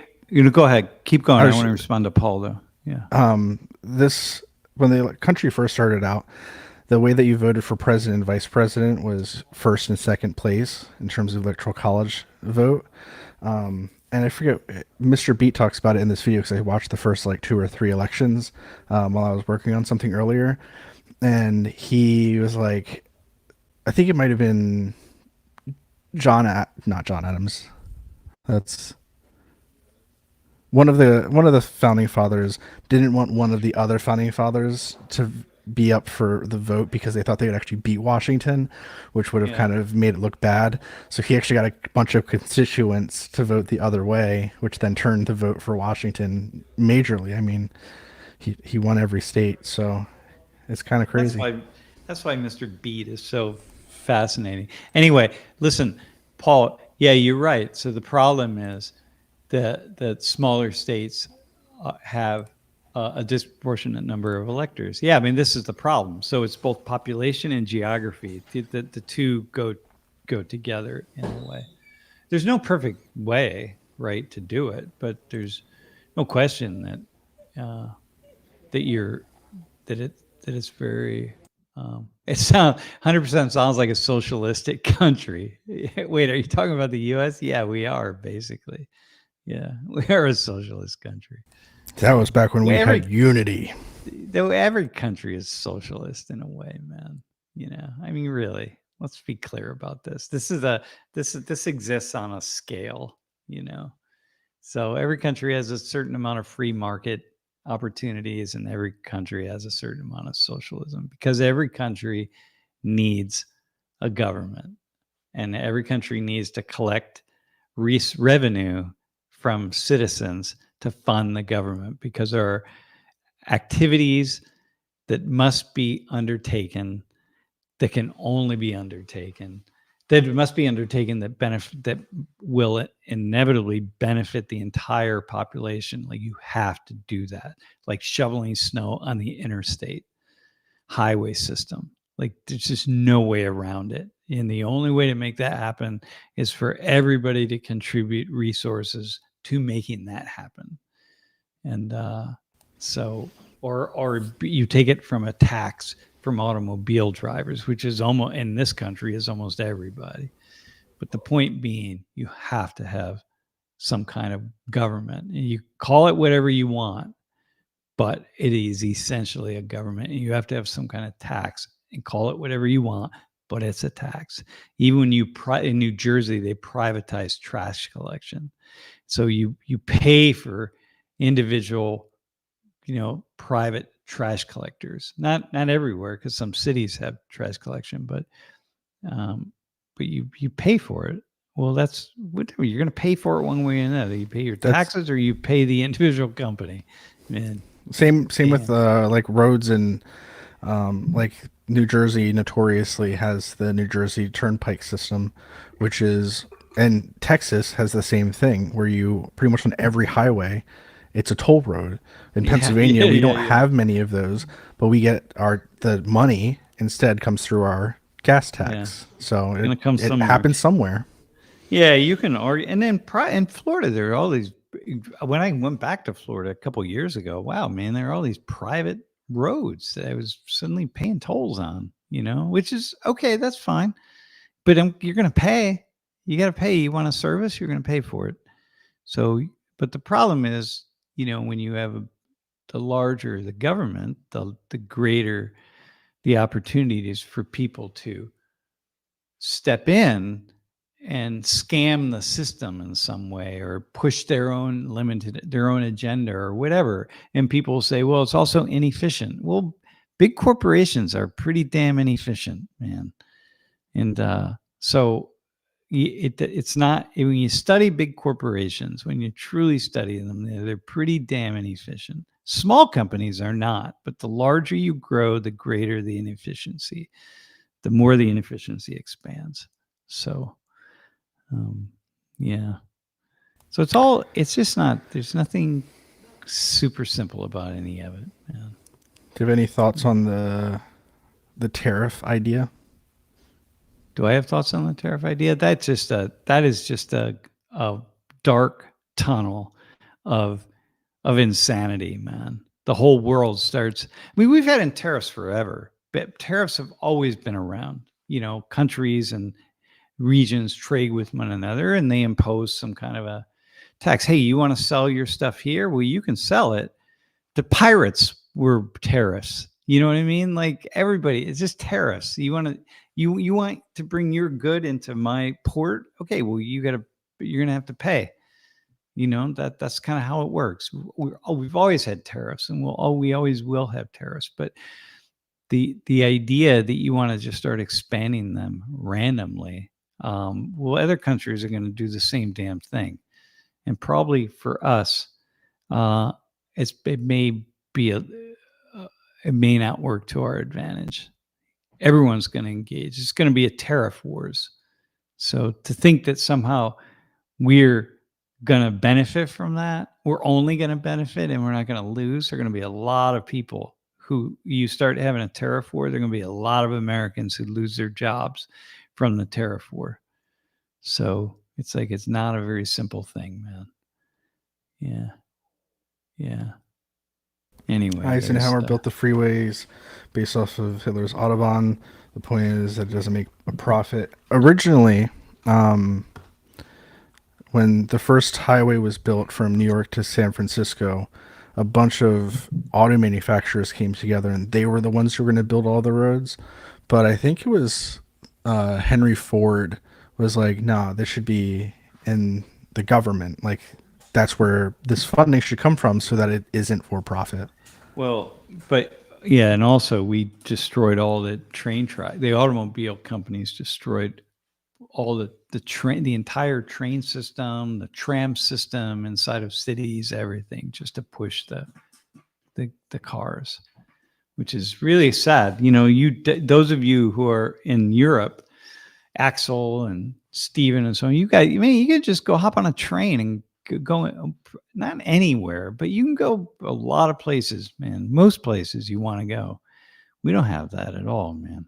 For me to get a train to New York, from State College to New York City, a direct route on a pretty fast train would take 2 hours.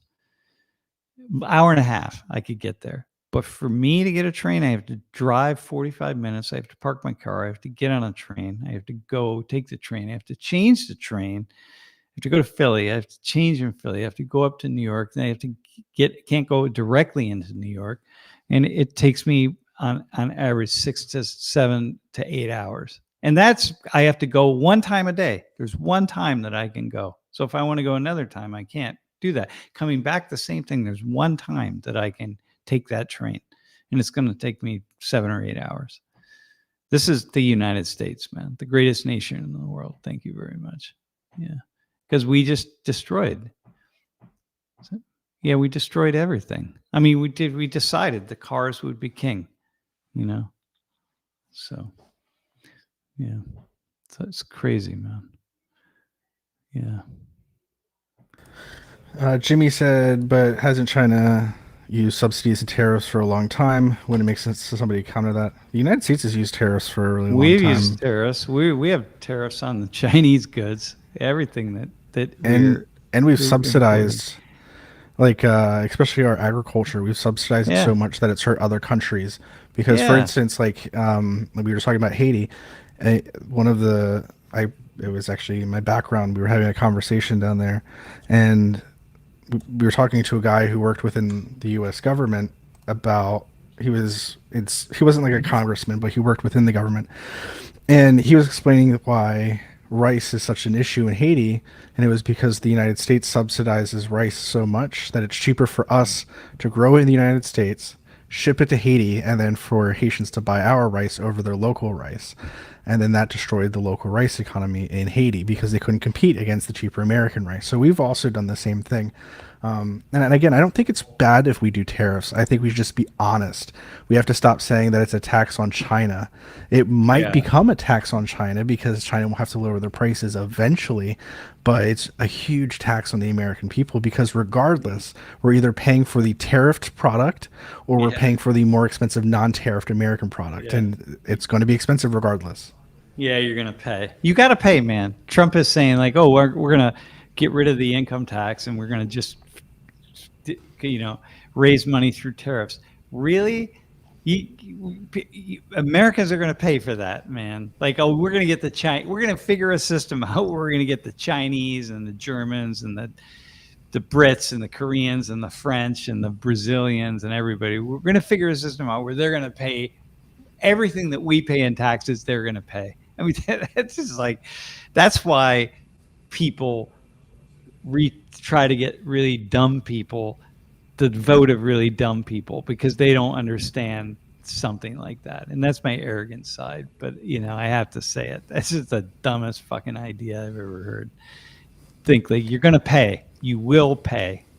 And somehow, man, like Jesus. I just put an article, by the way, and it's kind of a good article from The Conversation, which is kind of, which is pretty good. It's just it lays out tariffs here. And it actually uses, as an example, cocoa from the Ivory Coast, from West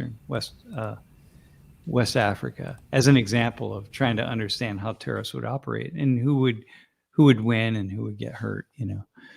Yeah, you will pay. Yeah, opinionated Matt, exactly. You will pay. Oh my God. Yeah, we're going to figure out. We're smart enough. We're going to figure out how to get we got Donald Trump. He's a smart businessman. Like he's going to force the Chinese to pay for all of our tax bills, everything we spend taxes, income taxes on, we're going to get the Chinese to do that. That's like we're going to get the Mexicans. Not only are we going to build the wall, if we're going to get the Mexicans, we're going to force them to pay for it. You know, a 2,200-mile wall. Like, all right, we'll get them to pay for it. That'll be good. I'm sure Mexico. I'm sure that they'll figure out how to go along with that. You know, like, it's just like the lunacy sometimes is. It's basic sociology, man. You're gonna pay.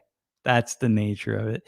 You have to pay for goods and services that benefit all of your fellow citizens, whether it's your local community, your county, your state, or your federal government, or your global citizens, because you're going to pay for that too, because that's just the nature of it. And if you think like I shouldn't have to pay for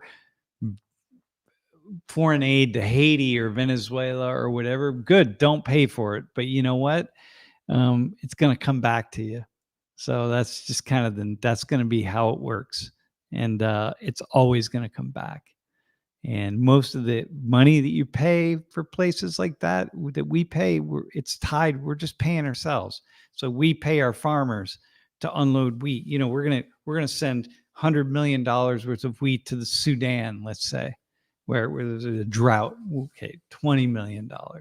It's like, whoa, why are we giving them $20 million? We're not giving them $20 million worth of wheat. We're giving the $20 million to U.S. farmers, or 15 million. And then what we're going to do is we're going to pay American truckers to ship it to the ports. And then we're going to pay American shippers to ship it over there. And then once they get there, we're on the docks, there'll be American companies that are involved in getting the grain to where it needs to go. We're basically just giving money to us to move things forward. It's called tied foreign aid. And that's all the money all the weapons that we're sending to Ukraine, we're not giving them those weapons. We're giving U.S. military weapons producers the money. And so that's why the military weapons producers are lobbying Congress to send more foreign aid to Ukraine, man. Send it to Ukraine, send it here, send it there. We'll make more weapons and you pay us and we'll ship it over there. That money's just going back into the U.S. economy. There's a guy who used to work in the military. His name's Ryan Macbeth. He's become fairly popular in the past year or so with some of his Ukraine-Russia intelligence. Like, he works a lot with AI, trying to get people's information. He's like one of those guys who could stalk you and track you with like 2 pieces of information. And yeah, he was. No, Ryan Macbeth. There was a. What did you say right before I interrupted you? Yeah, about military weapons. Oh yes, thank you. Weapons. He was explaining that one of the things that the United States has to look at when deciding if we're going to send more money to Ukraine or Israel or whatever, and it's the difference in the cost of retiring weapons versus giving old weapons away. So he's like, he's like, listen, we can give Lockheed Martin another 10 billion, or we could have the United States government spend 30 billion trying to get rid of all of these weapons from the Cold War region and decommission them. Yeah, decommission them, find a way to dispose of them safely in our own country, or we could just give them to our allies. And now Lockheed Martin is going to take that 10 billion and they're going to invest it into their local economies in the United States, and hopefully it's a good thing. But which I don't support, by the way. Like, I don't support the military industrial complex. That's not the point, and neither do you, right? No, but the point is, it's not going straight to, like, I remember as soon as the Ukrainian government was getting money from the United States, I saw on Twitter so many pictures of like Lamborghinis and stuff in Ukraine, and it was like, first and foremost, how do we know that's in Ukraine? Second off, how do we know it's from now? And third, how could that possibly be connected? They're not getting cash from us. Yeah, they're not getting cash. They're getting weapons, man. That's like that's unless they're selling it to somebody else to some other conflict in South Sudan or wherever, man. You know. Yeah, it's so crazy, man. It's just such a bizarre thing. You know, and you talked about the decommissioning weapons, and it reminded me of a video that I used to show in my intro class when we did a section on war. It was like 5 weeks on war, and I would show this video. It was about in Europe, in France, mostly France and Belgium, but it was mostly in France, and it was from in World War One, the World War One and World War Two both, but the weapons, the unexploded ordnance that people find in their fields all over the country, right? Unexploded ordnance, and they farmers find this, and they go and people have to go and they have to pick it up and take it somewhere, and they have to explode it, or they're chemical gas. It's chemical gas from World War One, and so they have to just safely store it underground, or it will be forever in perpetuity. But anyway, you show these folks going out and collecting the bombs all over the countryside and so on, right? Well, what's fascinating, they said, at the rate at which they're doing this, right, every day, at the rate at which they're doing this, they will be bomb free. They will have collected all of the unexploded ordnance across the country in 550 years, right? And I was just like, man, this is the absurdity of this world that we live in, man. So yeah. Bob, the artist. Yeah, if we pay our taxes, we are supporting the military-industrial complex, right? It's just the nature of it. You can't get around. And for me, I think the idea being that when I said what I said, like with Jeff and I, it's like, well, it's like, oh, well, let's sell all these weapons to Ukraine and let them bomb Russians. And then, we can invest in more weapons for us. It's just like, it's a silly thing, I don't support that. It's just an argument to people who make the proclamation that somehow this is terrible for us. It's not terrible for us at all. It's actually socialism. That's how it works, by the way. Yeah, it's socialism. Huh. Yeah. Isn't it? It's socialism. There we go. That's how you can't get rid of it. Yeah. No, and no, obviously I don't support what's happening in Gaza. I don't support war anywhere. I mean, I absolutely, yeah, this is just, fuck.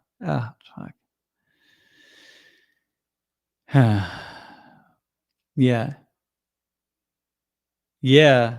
In California, every tax increase. I mean, this is the problem. You know what I mean? It's just there's always more to spend money on. Okay. There's always more. But if you're a politician, you got to know that everybody wants something. Every constituent wants something. That's why politicians are always promising stuff, because everyone demands. Spend money on this, spend money on that. We need more of this. We need more of that. Eventually you just start saying, yes. Okay, sure. Yeah, we're going to do this. You listen to Kamala Harris, you listen to Trump.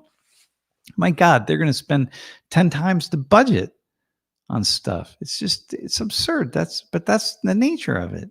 You just keep getting more. You can spend more because people want more. Citizens want more. Yeah. Yeah. Yeah. It's just like, oh my God. Yeah. Do you ever see this on the Axel? They found 2 500-pound bombs in your hometown. Yeah, man. These are they are, boom. They go in the earth. They don't explode, and they're still alive, man. Not all of them, but most of them are still alive. Yeah, it's so crazy. So crazy. This was at the top of r/news on Reddit. You ready? Yeah.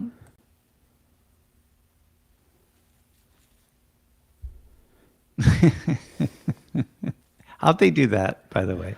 A pizzeria in Wisconsin is apologizing after unintentionally contaminating its pizzas. I believe oil was taken from a shared fridge and was mistakenly used to make the pizzas. A shared fridge, like an employee fridge? I don't know.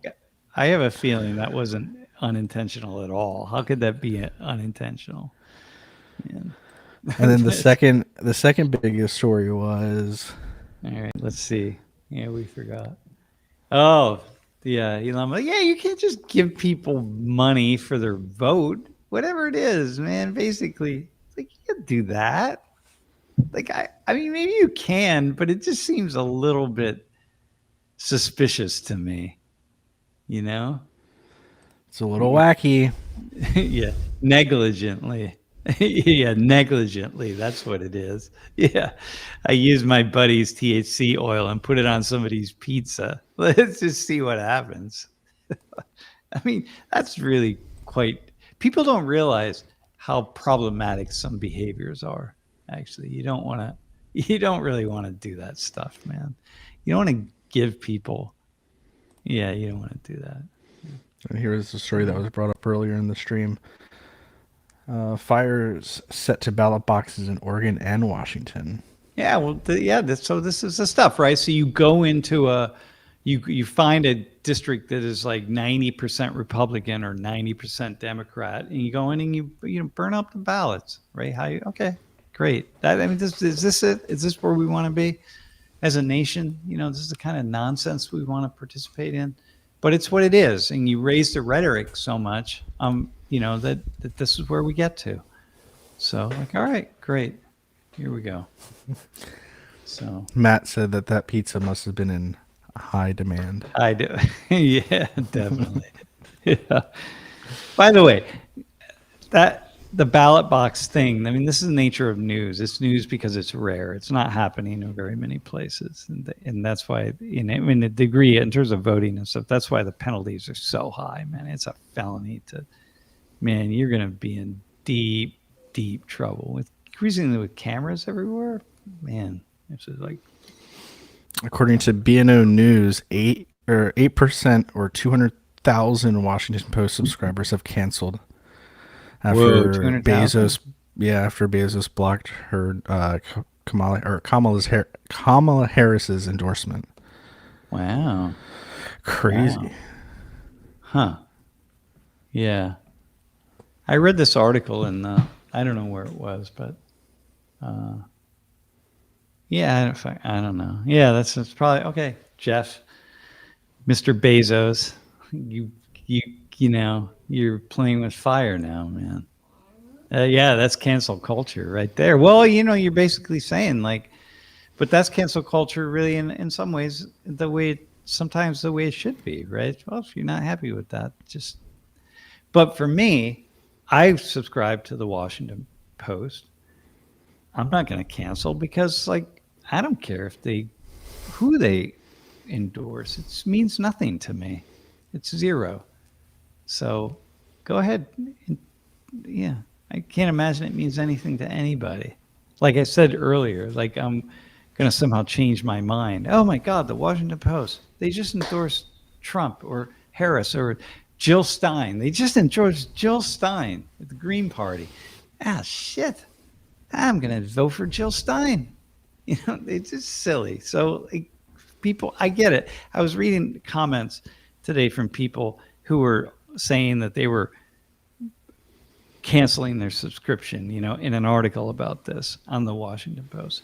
But nobody actually explained why they thought it was essential that they do that, you know. So yeah. All right, listen, man.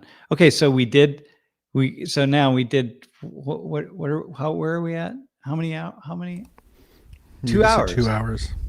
Okay, so we would have to do this like for 5 or 6 hours a day. Man, that's why people play Call of Duty while they're doing this. So we could just stream, Jeff, while you're editing videos for Social 19 and I'm like planning class for Social 19. Hypothetically, I would want a different computer because my computer is already struggling as it is with Premiere. Not struggling. I don't think you could just handle both at the same time. Yeah, right. Okay, I got you. All right, but that would be the ideal. If we did this day after day after day, eventually, instead of 45 or 47 people watching, we'd have like 1,000, 10,000. 10,000. Because we're at least we must be as entertaining as some of those other guys. Wait, are they still streaming? Let's see. Well, Hassan is because he just started when we first started streaming. Yeah, we're okay. How about the other guy? How about that other guy with the long hair, the hippie guy? XQC is streaming him playing Call of Duty. Okay, that's not. Oh, that guy. All right. How many people are watching him play Call of Duty? 27,000. Dude, the fuck, man. Dude, this is why we can't. This is why we're. This explains everything. You know, honest to God. And first off, there's blood. There's just like, okay. And the other guy, what's Hassan got? How many people are watching him? 41,500. Okay, so To say about Moses. Like, let's just watch him first for a of couple all, seconds. Not only does this assume that Moses did actually part the Red Sea, okay, like physically he did that. That was a I don't know if my real thing that occurred, but also that it is actually Wait, are we allowed funnier to than play anything that? Tony Hinchcliffe has ever said in his entire life. Okay. Oh, big deal. I just don't know if my computer can handle it. It's happened multiple Chrome times. is having an It's issue so today. commonplace. Yeah, right. Yeah. No, I don't need to. Okay, so he's far left. He just talks. Okay. All right, dude. Well, there we go. That could be you and I. This will be us. Let's see. He's the biggest. What's the biggest stream right now on Twitch? Live from high viewers. Some soccer video game, and then Minecraft. How about people just talking, though? And then Hassan. Don't go to the biggest ones. Just go to some other ones of people just talking mindlessly.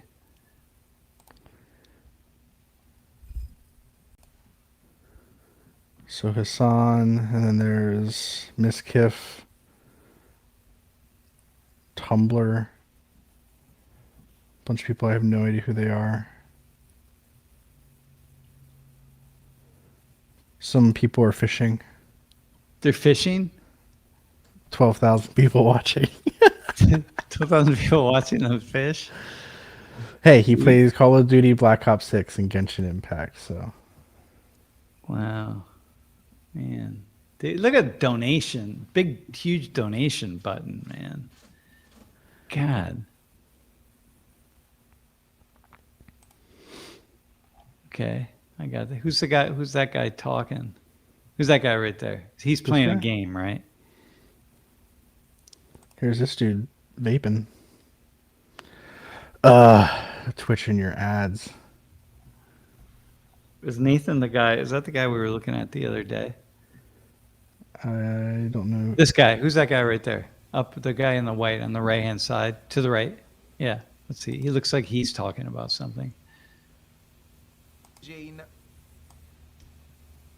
Music? Oh, he's talking about music? Ok. Vediamo. Sempre con la mamma che introduce. Not in English. Huh. Oh. Always wear a condom.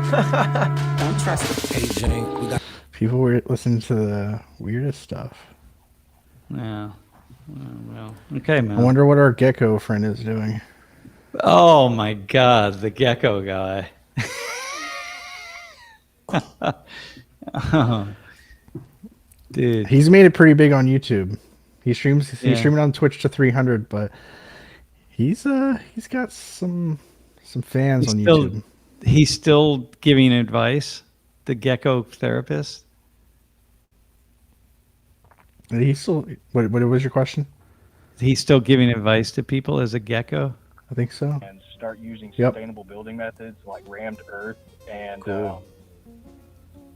And he goes on tour. You know, create lots of apartments. And He's had a bunch of really big, like, celebrities come onto his stream and dress up as geckos and give advice to people who call in. Oh my God. Well, all right. Why don't we do that? Let's do that. Let's get So we're Samus not and gonna- so Gecko. we're gonna move to not Gecko, but we'll move to. Oh, you know what we could do? I'll bring Umo out, and Umo will do advice. Umo's my sloth. So, all right, we can do that. All right, Wednesday. All right. And then we're just gonna just keep it open, man. We're just gonna start streaming every day, and we'll just do what they do. We'll see. I want to get to where we have 500 people watching, but we have to really get. I don't know what we're gonna have to do. We got to get 500 people, and then we hit 500, and then we got to get 1,000. And then we're on. I'm reading through.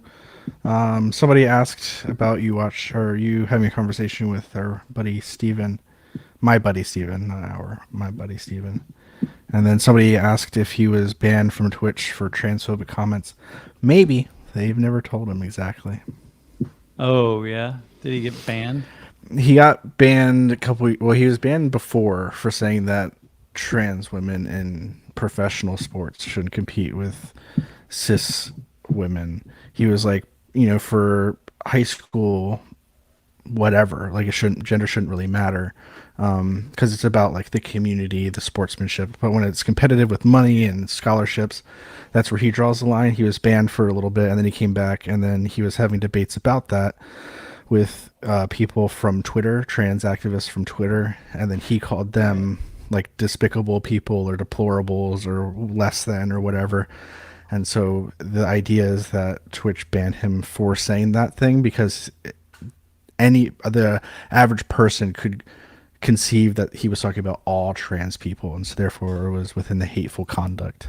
Oh my God! All right. By the way, someone mentioned my Keep America Great. I have my MAGA hat.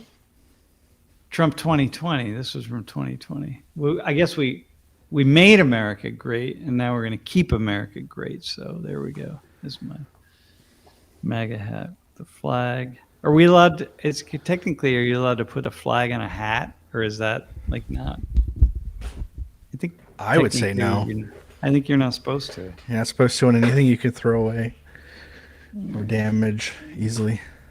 All right, there we are. I can't put it over my headphones, but wait, turn to the side with the American flag. The other way.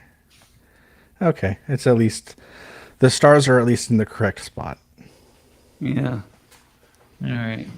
I'm one of those people. If I see the stars backwards, I'm not happy at all. Well, dude, you got to get a Biden hat. So, like, we can. Do you have a Biden? Wait, not Biden. He's not running. Who's running? Kamala Harris. Yeah. Do you have a Harris hat? Can you get one? No, but I do have pins. Harris. Do I have my pins with me? I might have to. It might be my backpack. I'll see if I can find a Harris hat. Do you have a MAGA hat? No, I don't have any hats besides my Penn State hats, baby. Yeah. All right. I have my Dublin Fire Brigade hat that I got from one of my students whose father's a fireman in Dublin. Nice. Yeah. Yeah. Those are really, really cool. I went to in North Carolina at the Outer Banks. You can go where there's no road, it's just sand. Yeah. And there's little like villages back there, and there was a fire department, and we stopped and got a sticker. I got one of their things for a friend of ours who's a firefighter here locally. And so at the local station, probably about 15 minutes away from me, there's one of those badges for the like Currituck or whatever fire department. Here, look at that. Show us your Trump Bible sneakers made watch. Made in China, man. Made in we're gonna keep America great again by making all of our cheap shit in China. Just the level, dude. First off, just like, is this an official hat or is this just a knockoff by somebody? Because if it's an official hat, the mere fact that that you could be so crass as to have the message that is the message here and yet have it be made in China, right? It's just like the audacity of that you could just put that that's just like going up and grabbing somebody by the cojones and telling them you're giving them a back massage. You know what I mean? I mean, just like and having them believe it. God, I just can't even like. Yeah, what if this hat? If we have tariffs with China, shit, this hat would be like $20. So, yeah, that's not going to work. Yeah. Oh my God. It's like. This is the level. I just can hardly. All right, Jeff. So listen, man, we're gonna go. I gotta go have a beer. Okay, we're working. We're working our way to 1,000 viewers. So we're gonna have to come up with a gimmick, right? Well, we have to get.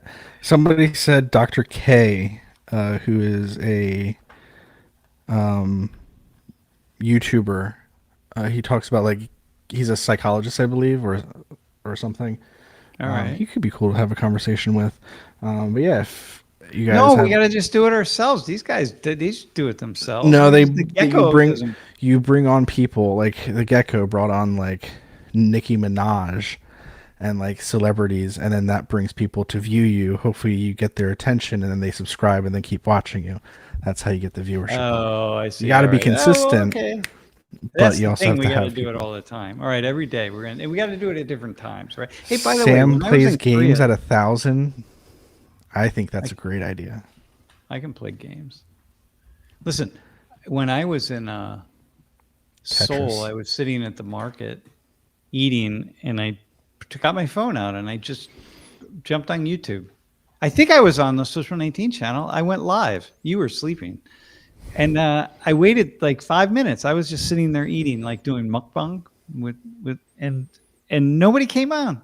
And I thought I must be doing this wrong and maybe I didn't have it. It wasn't a public, maybe it was private because like no one came on after 5 minutes. That doesn't make sense, right? Somebody would have come on, even though it was like, 4 p.m. So that was probably 3 a.m. Eastern time. But I tried. All right, we're gonna work it out, man. Okay. Death Zombie, go write your professional ethics paper.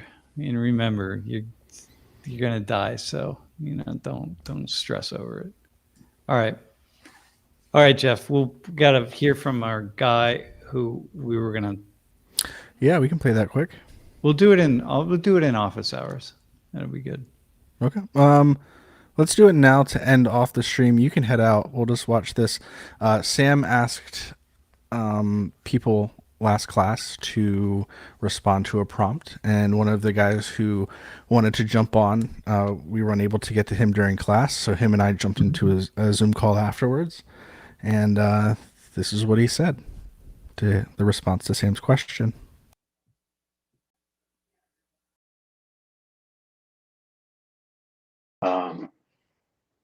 Near a small town. What's it called? Lawrenceburg. I think I just cut it off a little bit. He's from and then I moved KC closer area to the suburbs of KC. I feel connected to the city.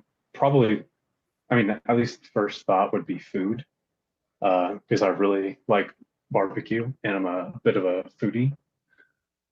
But the other ways, I suppose, would be things like fairs, sporting events. I'm not sure how it is in other states, but Missouri, it's one of those, or maybe it's just an American thing, but they have a lot of small, like even like state fairs and then even small like city fairs. And I definitely went to one of those small fairs a lot more.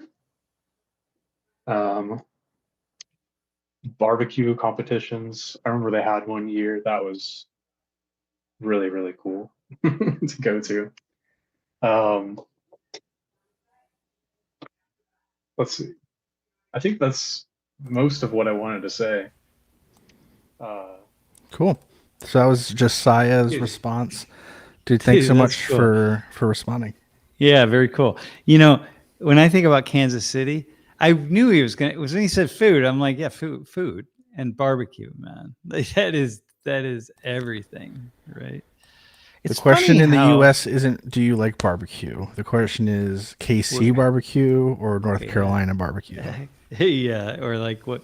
Right, that's or Texas. Or Texas. Yeah.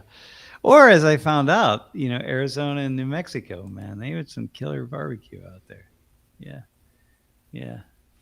So, yeah. All right, listen, man. Yeah, that's cool to hear that. It's good. That's cool that people were really thinking about that question. I like that. All right, we're out. You forgot to play music the whole time we were I streaming. didn't want to play the whole time because it's only like a 17-minute loop, so I just turned it on a little bit here at the end. Yeah, Steven, we do have class tomorrow. We're talking about immigration, actually. Yeah. Next stream is tomorrow. We're also planning on being live on Wednesday and, of course, class on Thursday. Yeah.